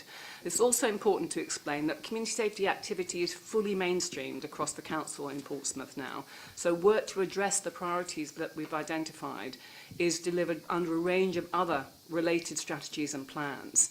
And because we're keen to reduce duplication and maximise that collaboration and coordination piece, this report pulls together activity that's going on across other areas. So I have also to thank my colleagues, Alan and Caroline, who's coming on next, I think, and others. I put it in the report because the work is the report is based on their work essentially. In 2.3, we're asking the board to note that the findings from the full strategic assessment, the 3-year one, which will be produced and brought here in November next year, that will be used to develop a new community safety plan alongside the other related plans. If you look at item 10, you'll see there's a whole list of plans and strategies there that we use to deliver against these priorities. So just really, really briefly, I'm just going to run through priority A, which is reducing violence, including serious violence and knife crime. We've got a new style VRU hosted by the Police and Crime Commissioner, and the funding's been centralised and the activity's been centralised. And then that includes funding to support the new serious violence duty, which Helen's going to be leading on for us, and I'm going to be supporting her with Matt. Serious violence has remained relatively stable in Portsmouth, but there has been an increase in demand relating to domestic abuse, including increases in the number of repeat perpetrators, which is of concern. And that's one of those tricky long-term things that we still struggle with in Portsmouth, and I'm sure across the country. I don't think we're unusual in that way. But we have had some really positive feedback from the clients that are using our support services, domestic abuse support services, and there's some quotes there in the report which have come from a survey that we do with people ongoing, day to day. We do that. We don't do it as a one-off. It's a long-term thing that we do all the time, and we use that information to improve the services and change them if we need to. So despite these good services, there have been 3 further domestic homicides since 2019. They're all very different. It's really interesting and important to note that they are all very different. But we need to do some more work over the next 12 months to identify whether there is anything that we can identify that's driving that increase, or if it's simply a coincidental increase as a result of, because Portsmouth hadn't had any domestic homicides until between 2004 and 2019. So I'm not quite sure what it is that's driving that. So priority B, which is tackling drug-related harm, increasing access to treatment and closer working across physical and mental health care, now led by our new Combating Drugs Partnership, chaired by Helen, supported by Alan Noble. Lots of work gone on over the last 12 months to produce a really comprehensive needs assessment, again by the public health team, and to develop a new plan with 3 key priorities, which is based on those findings. Very similar process to the process that we've gone through around community safety for many years. And there have been increases in the number of people in treatment, which is great, but the young people services need further investment and focus. So priority C, there's masses of work going on around priority C across children's services, as Sarah will tell you, in early help, multi-agency teams, family hubs, school link coordinators we were talking about yesterday, doing a fabulous job, and of course the youth offending team. And that section of the report is lifted totally from the Youth Justice Plan, so thanks to Lisa Morgan for that. So just finally, I wanted to draw your attention to item 9, which are some national developments, which include a review of community safety partnerships, which is being driven, I understand, by the National PCC Association. I've hopefully, well, I am going to be involved in the groups, the Home Office groups that are looking at that. They're just analysing the responses to the consultation now. And then to item 10, which is the plan to develop a new community safety plan for 2025, and that just sets out what the plans are. So I hope that's all clear. Happy to answer any questions. Thank you, and thank you for the report. Any questions or comments? Terry? Probably comments, really, if that's okay, and it's probably a good opportunity just to come in and mention a few things that are happening from the OPCC. I'll leave the VORG and domestic abuse stuff to the next item agenda, if that's okay, because it will be covered there, I'm sure. But just to reassure you all around the police's capability to deliver some of these, to work in partnership and deliver some of these priorities there. Of course, we're in a position at the moment where there are the largest number of police officers on record nationally. Hampshire's percentage of the 20,000 uplift was 498, and as an office we pledged 600. We've actually gone further than that, so we've got a net gain of 635 odd officers, able to support and deliver some of these priorities. The second thing I think is worth noting is the new geographical model recently announced by the Chief, which is an investment into neighbourhoods policing. We've got to put these 635 officers somewhere, but a new geographical model that really looks at neighbourhoods policing and communities with named officers, with area cars and various other things that really resonate with our public. And on that, you'll also have area commanders that have response and patrol and various things that they need, it's tools that they need to go out and deliver that. The third is probably removal of PEQF, and I'll mention that very, very quickly, which was the police entry, mandatory entry degree, which was something that was stalling new recruits from getting out and doing the job. It was a 3-year degree, often about essays about things that may not necessarily be about operational policing. Which has, we in Hampshire and the Isle of Wight were the first to remove that with a new model called Policing Plus, which is a bit more of a direct entry into operational policing, and we're doing some work with armed forces and direct entry there. I think probably the thing really worth mentioning, it may need to come back in future meetings as an item agenda, but it kind of covers 6.11 and 6.12, and that's that mental health part around community safety and particularly policing, and I think it's probably worth just saying a few words in response to the Met's announcement about pulling away from mental health calls and what have you. So this comes on the back of Right Care, Right Person, it's called, and it's on the back of the Met's announcement to scale back on their mental health resource, and it started with the Home Secretary last year asking for a review into the unwarranted mental health demand faced by policing. And the review identified a model called the Humberside model, from Humberside, called Right Care, Right Person, which was then presented to PCCs in February, and an agreement was made to work on a national partnership agreement to look at using Right Care, Right Person as the best practice to, fundamentally we need police officers to do the job that only police officers can do, and not pick up all of the slack for mental health and what have you. Following that, we were asked to consider our response to it. The National Partnership Agreement was being drafted by the Association of Police and Crime Commissioners, the National Police Chiefs Council, Home Office, and Health, and we were waiting to see what that national partnership model looked like in order to be able to kind of roll that out and what have you.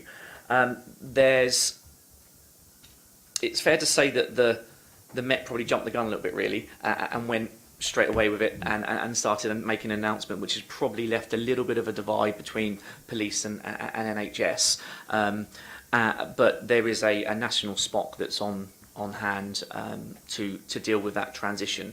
So in Hampshire, and this is the important bit I think, in Hampshire and the Isle of Wight, I'm pleased to say that we've been implementing this for the best part of 3 or 4 years with a model called Street to Suite, and we've tried to make sure the force have made sure there's not a vacuum left behind by any announcements and what have you. So the force in Hampshire and the Isle of Wight absolutely are dedicated to making sure they protect people and look after people. And there are some, of course, police shouldn't be the prime response to mental health, but there are some situations where, of course, police will continue to attend. So where there's criminality, for instance, where there's a police-only power needed, like a Section 135, where there's life at risk, where somebody is missing, although I think there probably needs to be a little bit of pushback on some areas. If you've got a child, for instance, which is under the care of social services and running away every week to Scotland to be with family and friends and what have you, is it right for police to be kind of spending shifts returning that child? I don't know. There's some work there to kind of look at who owns that, I think.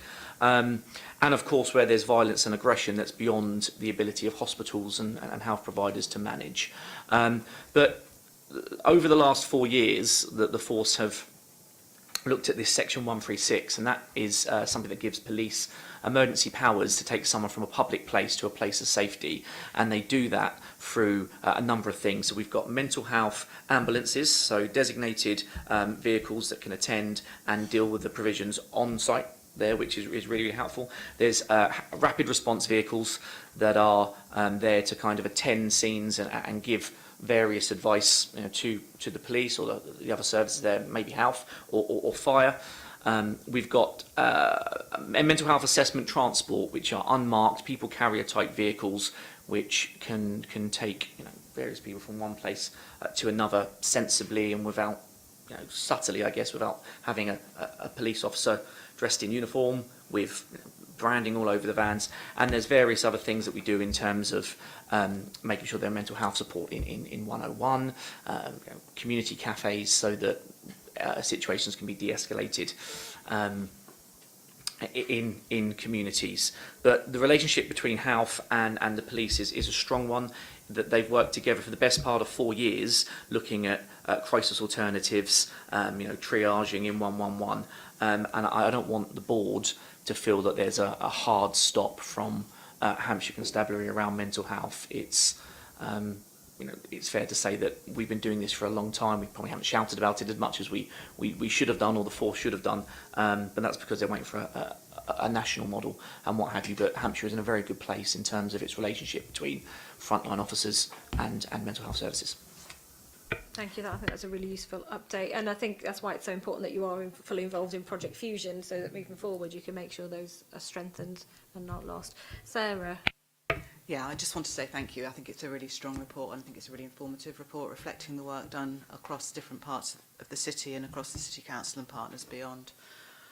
I just want to voice concern around the short-term funding of some of the pieces of work that we do in the city and the vulnerability of that work, and again a reflection back for some of this place-based work to really be an important continued funding stream. I think we have seen some of that place-based funding in respect to the VRU taken back centrally, and we do have concerns around the impact of that in terms of our operational reach within the city. We are heading into we're in the summer. We know in the summer we hear an awful lot of negative reporting back about our young people in the city and concerns about groups of young people, and we have to ensure that we are resourcing in terms of community outreach for those young people and making sure we are targeting them correctly. We have some amazing services in the city, are kind of reaching out to the kind of partnerships around our young people. But we keep needing to do more, and I think we need to ensure that it is appropriately resourced and it's recognised the different pressures within the city and the border counties around us. Mm-hmm. I also want to reflect on the work that's being done across partnerships in respect of the integrated missing trafficked partnership done with young people, health and police, that's working really effectively to target some of those young people who we know cause us all an awful lot of time and resource, but actually they are our most vulnerable, and they are most vulnerable in terms of criminal activity, but in terms of exploitation as well. So I want to reflect that back into this meeting as well, that the city is doing some great work and leading in that work at the moment. Thank you. Lisa? Just to say that some of the work that we're doing down at the Hot Walls this summer is being funded by the Police and Crime Commissioner, which we're very grateful for. I think we're just looking at a press release at the moment to do that. But also was offered more yesterday by Sorrel Kenny, so I'm going to go and talk to her. We always like offers of more. Lovely. Well, thank you for that. So we're asked to note this report, and obviously we'll look forward to hearing more about the emerging priorities when we found them out. Thank you very much. And we're moving on to the domestic violence strategy, and then we're going to invite Caroline to join us.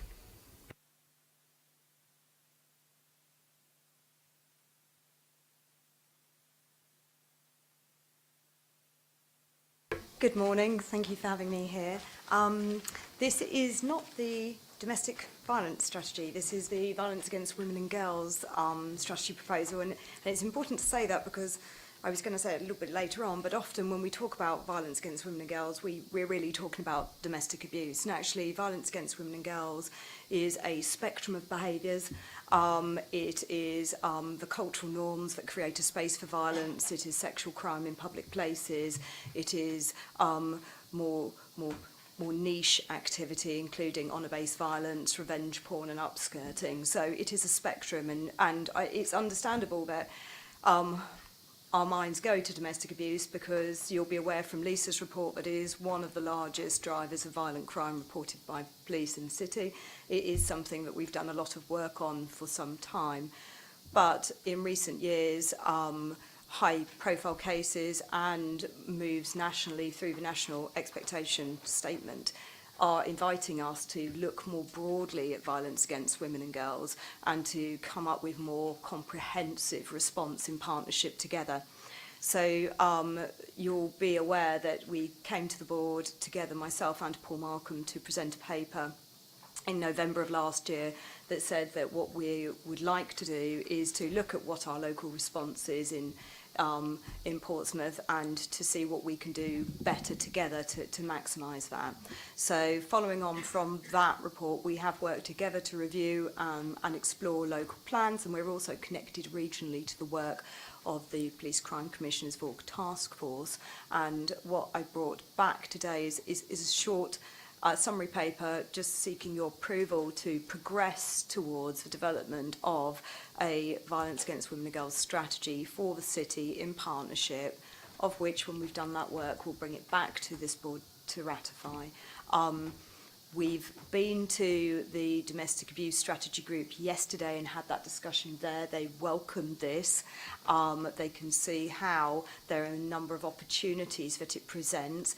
There are obviously risks that we need to be live to, like the dilution of some areas, or perhaps an agenda that could seem to not recognise the experience of all people who have experienced gender-based violence. And I need to be clear in that when we talk about violence against women and girls, we are talking about all victims of these crimes. And at some point we might need to find a way that we communicate that more effectively to make sure that no member of our community feels that this is not about them. But that broadly what we want to do is to have a task and finish group that comes together with key stakeholders to develop, co-produce this strategy. We expect it to have pillars that are the usual suspects, so it's going to have domestic abuse, it's going to have sexual crime, it's going to have some new faces in it. It's going to include some place-based work around designing out crime, building upon the Safer Streets work we've done, capitalising on our opportunity to be more articulated in the council's local plan, which is currently in development and will publish in 2025, and so from that can spring off a load of other stuff. Looking at the organisational change work that the council and other partners locally are involved in, like White Ribbon, and I'm delighted to say that the council's accredited in White Ribbon since the last time we brought this subject, and I sit next to James, who is sporting some great merch. You know, we have our banners on. So there is I suppose Paul said there's a lot of work already going on. This is a real opportunity to bring that together. Thank you. Susie? Yeah, I want to thank Caroline for this report, and obviously it's developing really well. I suppose my plea is to is in moving forward is keeping mindful of the absolute golden opportunity of working with schools, because if we are going to change things by generation, the one place people have to be, on the whole, the majority of children have to be, is in schools. And schools have always been used as the mechanism for social change. And I think it needs to stay really closely, because I think what we have is a generation of young people who are live to the issue, but they're live to the issue, and a lot of girls become more confident in speaking out, but they're immersed in effectively still a strong patriarchy, and that confusion, I think, also leads into some of the issues we see around either specific incidences where there's this kind of clash of cultures, or even going into the arena of mental health. So I absolutely welcome this. It has to be embedded in so much other work that we're doing across the council, so that it doesn't become a tokenistic thing where we wave a certificate around saying that we're white ribbon accredited, but actually, and it is a challenge, and it's a challenge on most of the things that we've been talking about today, is the complex sort of interrelationship of a lot of agendas, which is why I always find it a little bit uncomfortable when people kind of talk about and separate out, for example, mental health from other things. It's not, it's very complex. So I think there's a lot of potential that could be done with schools around not just doing a course on it, but actually engaging with schools. We have Portsmouth Education Partnership here, which is unique across the country. I know there's other versions of it, but we quite regularly have 100% of our schools engaging with whatever issue we're dealing with. So that's my plea, but really good report, and thank you, Caroline, and everyone else for all your work. Thank you. And Lisa wanted to come back on, so do you want to join us back at the table? I just wanted to say about the Is This Love campaign that we've been running for 5 years in the city, and that's now being taken on as a priority by the not the ICB, oh God, I can't remember, the Health and Care Partnership. That's it, sorry. And actually we've delivered to all the senior schools in Portsmouth this year during the summer, that programme, but there's more development to go in Caroline's report, so that's going to be the basis of it, and we're going to do more. That makes me happy. Fantastic. Terry. Yeah, just to come on Susie's comment, if that's a point, if that's okay, which is absolutely welcome. I guess we have in our office so much that we commission in terms of getting out there, agencies and providers to go out and get into schools and what have you. We can't reach them all, of course, and I think as a council and various partners do the same. We welcome the 2022 statutory guidance around relationships and healthy education being compulsory. I guess for me it's that bit around the PSHRE curriculum. The partnership stuff, great, we've got all these partners that can go into schools that can deliver this, but what about the ones they don't get to? Is there a consistent approach across that you're seeing across schools in Portsmouth, so that you're not seeing a really high quality healthy relationships education taught in one school and yet a mile down the road it's completely different? And also, I guess, what about those who withdraw from it for, I don't know, faith reasons or various other things? Are we making sure that we are gripping every child through the work that's taking place then? And I've got some questions away from education, if that's okay. Who wants to answer the... Can I just come back at that? I wasn't talking about curriculum, I was talking about culture. And I appreciate what you're saying, and actually there is a place for curriculum, because where do you start? But what I'm saying is how the biggest likely change is the culture. We don't run schools, and actually I don't believe in telling people what to do is always the best way to change a culture.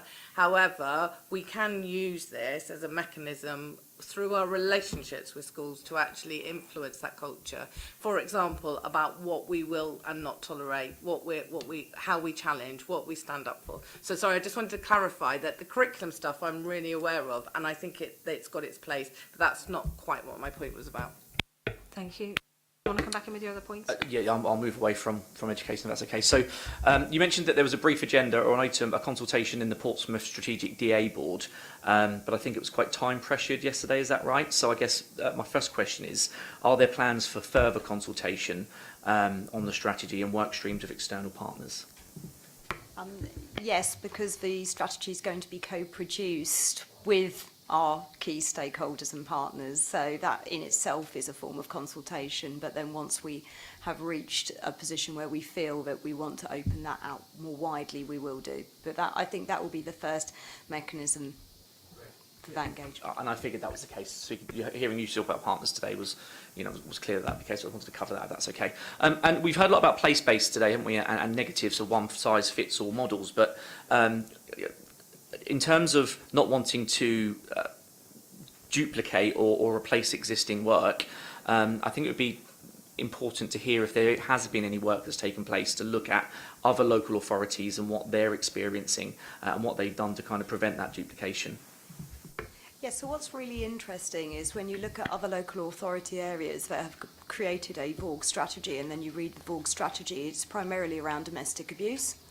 So I think a key learning for us in our strategy is to make sure that we remain minded to the full spectrum of violence against women and girls, and don't find ourselves creating a strategy that isn't about violence against women and girls. It's actually about primarily domestic abuse.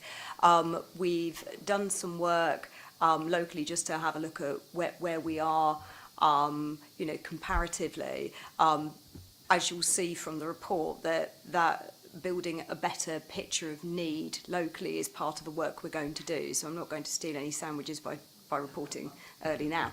But that is part of what we need to do, is to understand,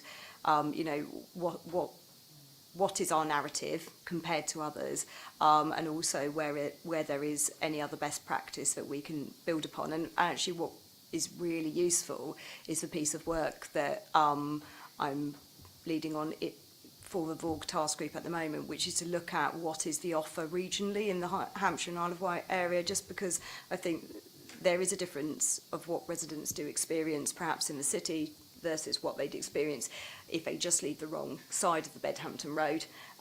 And what we're seeking to do is to sort of map that at a regional level now. So this is kind of happening in tandem, and the point of the work of our VORG strategy is certainly not to end up with something that just sits alone in Portsmouth, but that is absolutely connected to what's going on around it. And then just one smaller point, if that's okay. I appreciate that these offences are disproportionately affecting women, but is there an area in there for a position statement on men and boys? There is absolutely, and the report makes it quite clear that whilst we must accept the gendered lens of the reporting that is in front of us, that men and boys are also affected by these crimes, particularly when we're looking at children and boys. So there will absolutely be a place for everybody affected by these behaviours in that strategy. And then the last one for me is just an offer, really, just to say that in terms of the local needs assessment, the OPCC have done some work on this as part of the VORG board, as I'm sure you know, and we're happy to share public profile information specific to Portsmouth, and I'm sure the police could do the same should you need it. Please send anything you have. Thank you. I'm really mindful of time, and I'm really sorry we're overrunning. Are we happy to approve then the development of this strategy? Yeah, lovely, thank you. So we'll move on to housing. So we've got Sharon George and Sally Scattergood. Linda, just as they join us, I'll just quickly introduce, and conscious of time, I think we will change tack. So firstly, to introduce Sally Scattergood, Assistant Director of Housing. Sally's teams oversee the management of the Portsmouth City Council's council housing stock, and also our private sector housing function. And Sally will be having, or briefly introducing, an item where we'd like to take a conversation into Health and Wellbeing Board development session around the issue of damp and mould in housing within Portsmouth, and particularly how partners can support us in addressing some of the issues there. And also then Sharon George, our interim head of service for housing needs advice in the City Council. That's the team that look after the statutory duties around homelessness, administering the housing register, and also with partners working on things like rough sleeping and street homeless in the city. And the board will be aware, we've been here before, I think, to let you know that we were consulting on a strategy, merging two strategies. And again, Sharon will just introduce a conversation we'd like to pick up in a development session again with partners buy-in on how we can progress aspects of the strategy. So there's a brief introduction. Over to Sharon, I think, first. Thank you, everyone, and good afternoon. So the first thing to say, the first thing within your presentation pack is that Portsmouth experiences proportionately very high levels of homelessness. For us, demand has doubled over the last decade, and we received 2,000 applications last year. We expect that to be around about 3,000 this year based on our current demand. The national average, just to give some context, is 11.7 homeless applications received per 1,000 of the population, and we received 20.3 applications per 1,000. So I think that sets out the scene. The next slide tells you that we received 676 homeless applications in the final quarter of 23-24, so the beginning of the year. The causes of homelessness, the leading cause of homelessness is the end of private rented tenancies, followed by friends and families who are no longer able to accommodate people, and people who are homeless due to fleeing domestic abuse. And you'll see there's a table that demonstrates that. You'll all be aware that the Council has a statutory duty to provide interim or temporary accommodation to homeless applicants, and there's a bullet-pointed list there of some of the accommodation that we provide for people who are assessed as being in priority need. Over the last 5 years, demand for temporary accommodation has increased by almost 300%. And that chart, the graph shows you the number of households who are in temporary accommodation. We are aiming to reduce our reliance on bed and breakfast and hotel accommodation use, and we continue to add to our portfolio of good temporary accommodation, ensuring that we provide good facilities and appropriate support. And I know, Helen, you and I had a conversation a long time ago about the implications for people in temporary accommodation. Sadly, because of the increased demand, we've still had to rely heavily on bed and breakfast and hotels to accommodate predominantly singles and couples. We've tried to increase our provision of non-B&B temporary accommodation by 70 units, which is 61%, and the demand, unfortunately, has outstripped that supply, but we are seeing the average number of days a family is in bed and breakfast emergency accommodation start to come down, and that's something that we focus on. We focus on everything as a team, but that's one of our priorities. So if we move on now to the housing register, once a person is assessed and a duty to house, the applicant is registered. We've currently got 2,300 households on it being in need, and we aim to ensure by people being banded, we aim to ensure that those who are most in need are allocated first, and we do have an allocations policy which supports that. You'll see in the slide it talks about the banding.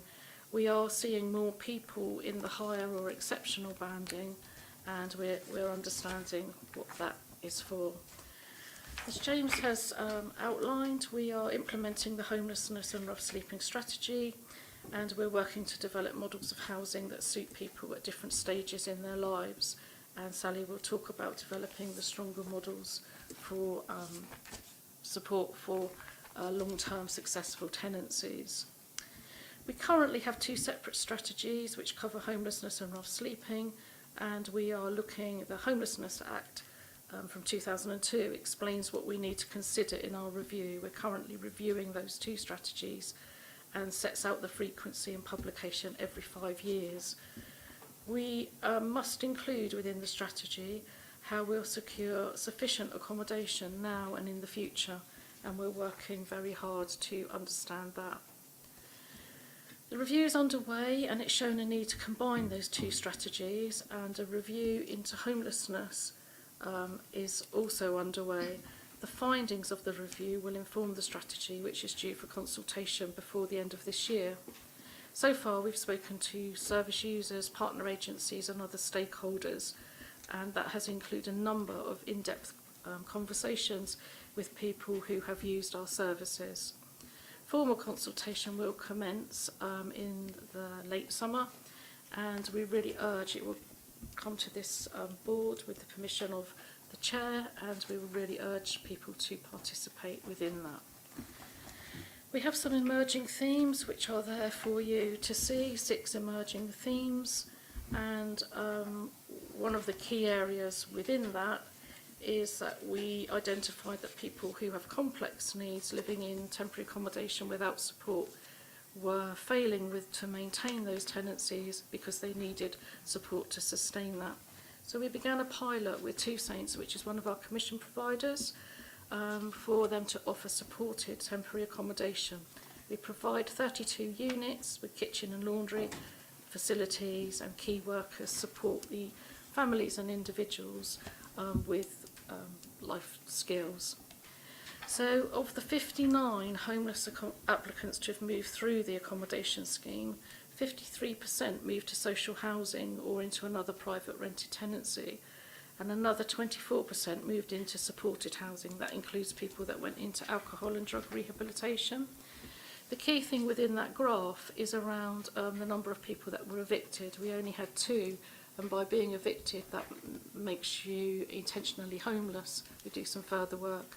I really recognise this as a small sample, but I think we are showing some really great results in terms of what we achieve for individuals and families within the city, and it's something that we would want to progress. So I'm going to pass to Sally, who's going to take you through. Hi, so as Sharon says, we do work across the city to support landlords, both as a landlord ourselves, we support tenants, but we also work with private landlords to support them in trying to provide the best environment for their tenants and support tenants in those tenancies. But today I just wanted to take the opportunity really to focus on updating you around our response to damp and mould throughout the city. As you will no doubt all be aware, it's come under a lot of focus both nationally and locally following the child death in Rochdale, where the coroner made the direct link between the child's death and the conditions that they were living in their home. So as an authority, we have different responsibilities depending on the tenure type around how we manage damp and mould.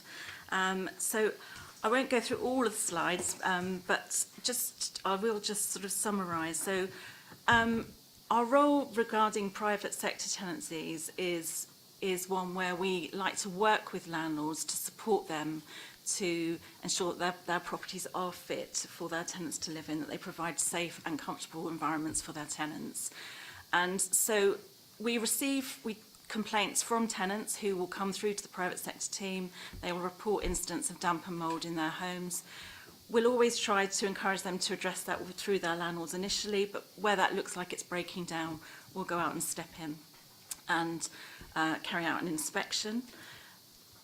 Initially, we'll try and work with the landlord to see if there are definite issues that need to be addressed, then we'll ask the landlord to do that. But we also do have the ability to enforce that where we believe that there's a breach of the HHSRS, which is the Housing Health and Safety Rating System. The difficulty is at the moment is that the system that we work in, damp and mould, doesn't often fit the criteria for a high-level hazard. So it has to be really, really extreme for it to be identified as a hazard 1 or 2. So often we are reliant on providing that advice to landlords and their goodwill to actually do something to support their tenants. We do, of course, provide advice to the tenants about how they manage moisture levels in their own homes. There are lots of things that the tenants individually can do, and we'll also signpost them to other services if we think that there are issues around fuel poverty or that they just need general advice in other areas. In terms of social housing in the city, we're obviously the largest housing provider, social housing provider in the city. So we have looked at our own response to damp and mould when it gets reported to us. So we also receive reports from our tenants. And whilst we already had a response in place, so they would always be investigated and we provided advice, the incident in Rochdale caused us to reflect on what our processes were. So we've reviewed those We've revamped our leaflet that provides advice to all tenants in our properties about things that they can do to manage moisture levels in their home. But we've also sort of improved the process, so when they report to us, they will always get an inspection from a surveyor. So a surveyor will always go out, assess the extent of the problem, provide the relevant advice, and again, they'll signpost where needed to switch on Portsmouth, for instance, or to other services. But they'll also look at other things that we can do in the home. There might be repairs that are needed that are contributing to the damp, but there might be things that we can just do to improve managing the moisture in that home, like increasing ventilation, extraction fans, an additional radiator, that kind of thing. I have, in these slides, you'll see that we described the actual process that we go through. I won't go into all of that now. The other thing that we're looking at doing was improving training and understanding of the issue amongst all of our staff. So surveyors were already pretty genned up on this. They were able to go out and provide the right advice. But we also have large numbers of housing officers that are going into people's homes on a regular basis. So we've now improved the information available to our housing officers, so they've all been briefed and they understand what the risks are and what they need to do to support tenants to get those issues rectified, to manage the moisture levels in the home, but also to get a surveyor out. So we've improved that process, I think, so that we're not just doing it from a surveyor's point of view. We've got housing officers who are also genned up. But we're also working on developing some training that we want to provide to all PCC front-facing officers and health workers. Because we're very much aware that we're only getting into a proportion of homes within the city, and lots of other workers are actually going in and into those homes, and we want them to be equipped to identify where there's a risk and provide the relevant advice, and to be able to signpost residents in the city to the relevant help. So that's one of our pleas really for today for the board, is to get your support to engage all the teams that you think might be relevant with that training once we've produced it. And I think that's it from me today. That is our plea today. Thank you. Any questions? Yeah, thank you for that. Interesting report, and we'll look forward to having some other training across the piece. I think as JGPs go in quite a lot of houses, don't we? And at least knowing how to signpost would be very good. Terry, did you want to come in?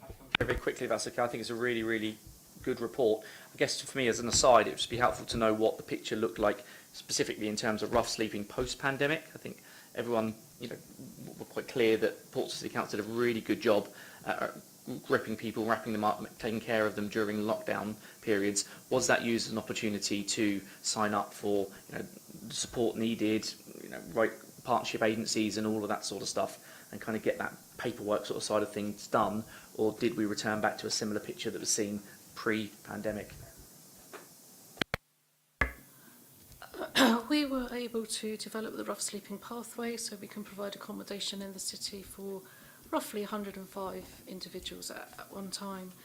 We really wanted to I hesitate to use the word opportunity, but we wanted to use that to engage with individuals, and we've been able to work with our colleagues within other teams, offering health support, offering support around addiction, all sorts of support, and our commission providers continue to provide that on a daily basis.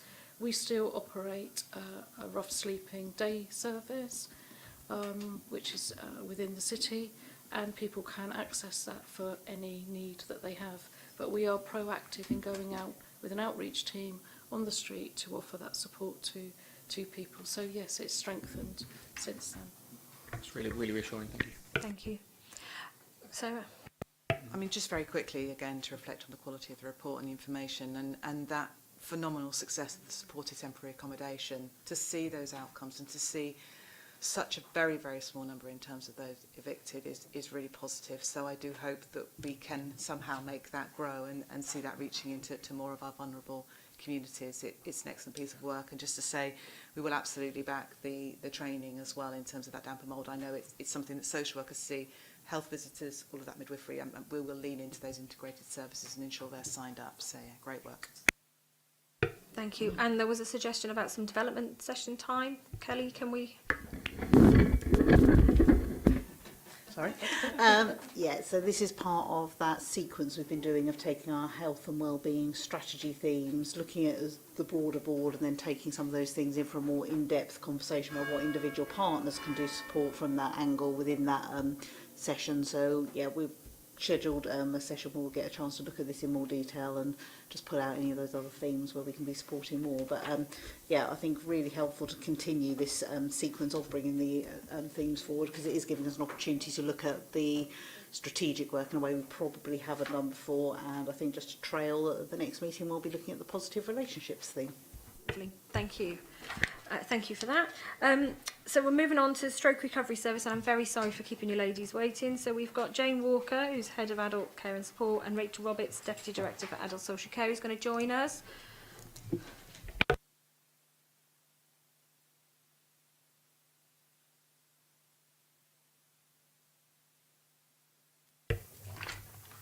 Thank you for the time you've given us today.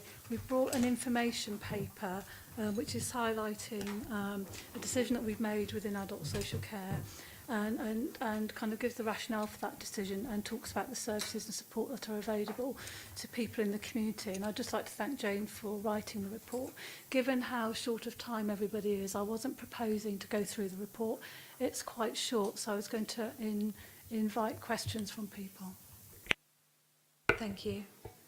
Any comments or questions? Oh, Ines was up first then. Sorry, Roger. Thank you. Just very a question really. The rationale for the decision, I just need a little bit of clarification. Is this because there is no longer a need for this specific type of support, or is this because strategically you're making a decision to move in a different direction? I wasn't clear on if I was using this or needed this service, why this service was being withdrawn. I know there are alternatives out there, but that's the message that I didn't quite pick up from this. Okay, I think fundamentally the bottom line is that we can no longer resource this service. So we've been managing to deliver this service probably for the last kind of 6 years through the management as a pressure and through, you know, moving money around and trying to identify resources. I think the situation has become more challenging. A particular area that I'm responsible for has got significant budget cuts that we need to sort of focus on in order to bring our budgets online this year, and there just isn't the money. So that's one of the kind of fundamental reasons. There's no doubt that the service has provided a bespoke support service to people who have had a stroke. But there are other organisations working in that space, and there are other support services. So essentially, I think what I was trying to demonstrate in the kind of rationale is that whilst we've had to make this very difficult decision to withdraw from what is essentially a discretionary service for adult social care, that there are other options available for people in the community to access some specific stroke services, but also some more generic support services that are locally available in the city. So that's kind of the rationale. I mean, the backdrop to this is that there is a model that was published in 22 which does advocate kind of a stroke recovery service delivery through the voluntary sector, but currently within Portsmouth that model hasn't been rolled out, and it doesn't mean that at some point in the future the requirement is that within the lifetime of the NHS plan that model should be implemented. So it may be that later on in the future a decision may be taken to go down the route of commissioning a more specific stroke recovery service, but at this time we do not have the resources currently to continue with the service. Thank you. Did you want to come back, Ines, on that? No, thank you. That's helpful. I think my concern in that is if we know there's an intent to commission this, albeit maybe from an NHS perspective, and that something like this is going to come along shortly, why would we as a board, not as adult social care, let this be a gap instead of concentrating on delivering what we know needs to happen? I guess would be my question. And I know we're short of time, so that's probably needs a bit more debate, but my worry is we drop services, and it's unfortunate it's a voluntary sector service, in order to pick them up later. So I guess that's for something for the board to have a ponder about, or a debate at a time when it needs to. Roger? Thank you. Well, not quite the same point, but very, very similar. I was thinking around the rationale, but pointing out that there has been a local petition about this. So, you know, the patient voice, carer's voice has been heard, and I know the service was extended until the end of the year. Looking at the document you referred to, the National Service Model for an Integrated Community Stroke Service, which we haven't implemented in the city, the team composition suggests that there should be a life after stroke services, including voluntary charity sector support services, carer support services, stroke education, information provision, signposting, peer support. So it's really kind of re-emphasising Innes's perspective that he shared there about, you know, if we're looking at this provision at some point, are we really shooting ourselves in the foot by decommissioning it because there's no money, which seems to be the rationale. Kelly, you wanted to come in? Yeah, thank you. And just really mindful, obviously, of the time left available, but obviously the importance of the issue. I think the way that we've structured ourselves from a governance perspective locally is that obviously this is the board where we highlight those issues of particular concern in the local system, and actually the resourcing issues then flow into the Health and Care Portsmouth Partnership. So given the next meeting of that partnership is the 12th of July, I would suggest that maybe it'd be helpful to take that into that conversation for a further discussion about the resourcing issues, because I think then we can probably bring a report back to the board on the summary of that conversation, if that's a helpful way forward. Yeah, that sounds good. Matt? Thanks, and thanks for the report. I mean, I asked for it to come to this forum for the reason of it is a cross-organisational situation. I met with actually one of my local ward residents who actually happened to work for the Stroke Association, and that caused the conversation, which then ended up with the extension at my suggestion, and I'm pleased it happened until the end of the year, because originally it was going to be at the end of, well, in 2 days' time was when it was going to finish. So, and I'm really pleased we managed to do that extension. I think it's a really difficult one, and as we see from here, that the frustrating thing from my point of view is the pathway was published last summer nationally, and that is for the systems generally, and that in Hampshire Isle of Wight, and I think we've talked about Portsmouth, but let's be honest, it's Hampshire Isle of Wight, there has been no progress on it, so nothing has happened. We are the only place in Hampshire Isle of Wight that currently has this service. The other in other parts of the area that they've already ceased, and in some cases many years ago. So it's frustrating, I think, from the systems point of view, that nothing has happened with that, bearing in mind other places around the country are making movements on that pathway. So I think the bringing it to this body is just to highlight about where it comes from. Obviously, as you can see, part of that is from the Better Care Funds, from effectively underspend there. The rest of it, as Jane has pointed out, has been through us scrabbling around and finding a bit of cash here to keep it going. It's not a statutory service. It hasn't had an underpinning funding for it really ever. And actually, from my point of view, and we talked about the partnership and the board and everything, is about having those conversations, not just within, and we're talking about our integrated care, local integrated care partnership work, but what we can then bring up to the Hampshire Isle of Wight level to say we need to have a strategy for this across Hampshire Isle of Wight, and some movement needs to be made. The government has given, now it's a frustrating thing as ever that government gives you a pathway but they don't provide the funding, but that is something that we are expected to do, we as in the system. So so it's something that I think we can have more conversations about locally. I have to say, certainly from everything I've had, the work with the Stroke Association locally has been very constructive, that they have been very constructive in working forwards. Obviously, they would love the service to continue as it is, but it's about making sure you've got that extra time to see the pathways. So completely agree with it coming to the meeting on the 12th, as Kelly has said. I think that would be really good. And then, but also for us to be working and feeling upwards and saying, come on, let's get on and get this care pathway done across Hampshire Isle of Wight, because that is what's going to have a lasting influence from there. Thank you. Jo? So just really briefly, I wonder if it's possible to understand in the work that goes to the 12th, to understand the potential impact on the existing NHS teams if this is withdrawn. Because obviously we are equally stretched, and our CRT and CNRT in particular, but also the PHU teams. If withdrawing this is going to have a knock-on effect on our NHS provision, that's a real concern, because we're also, you know, on our bare bones of things as well. So it'd be really good to understand that as part of that piece of work. Thank you. Yeah.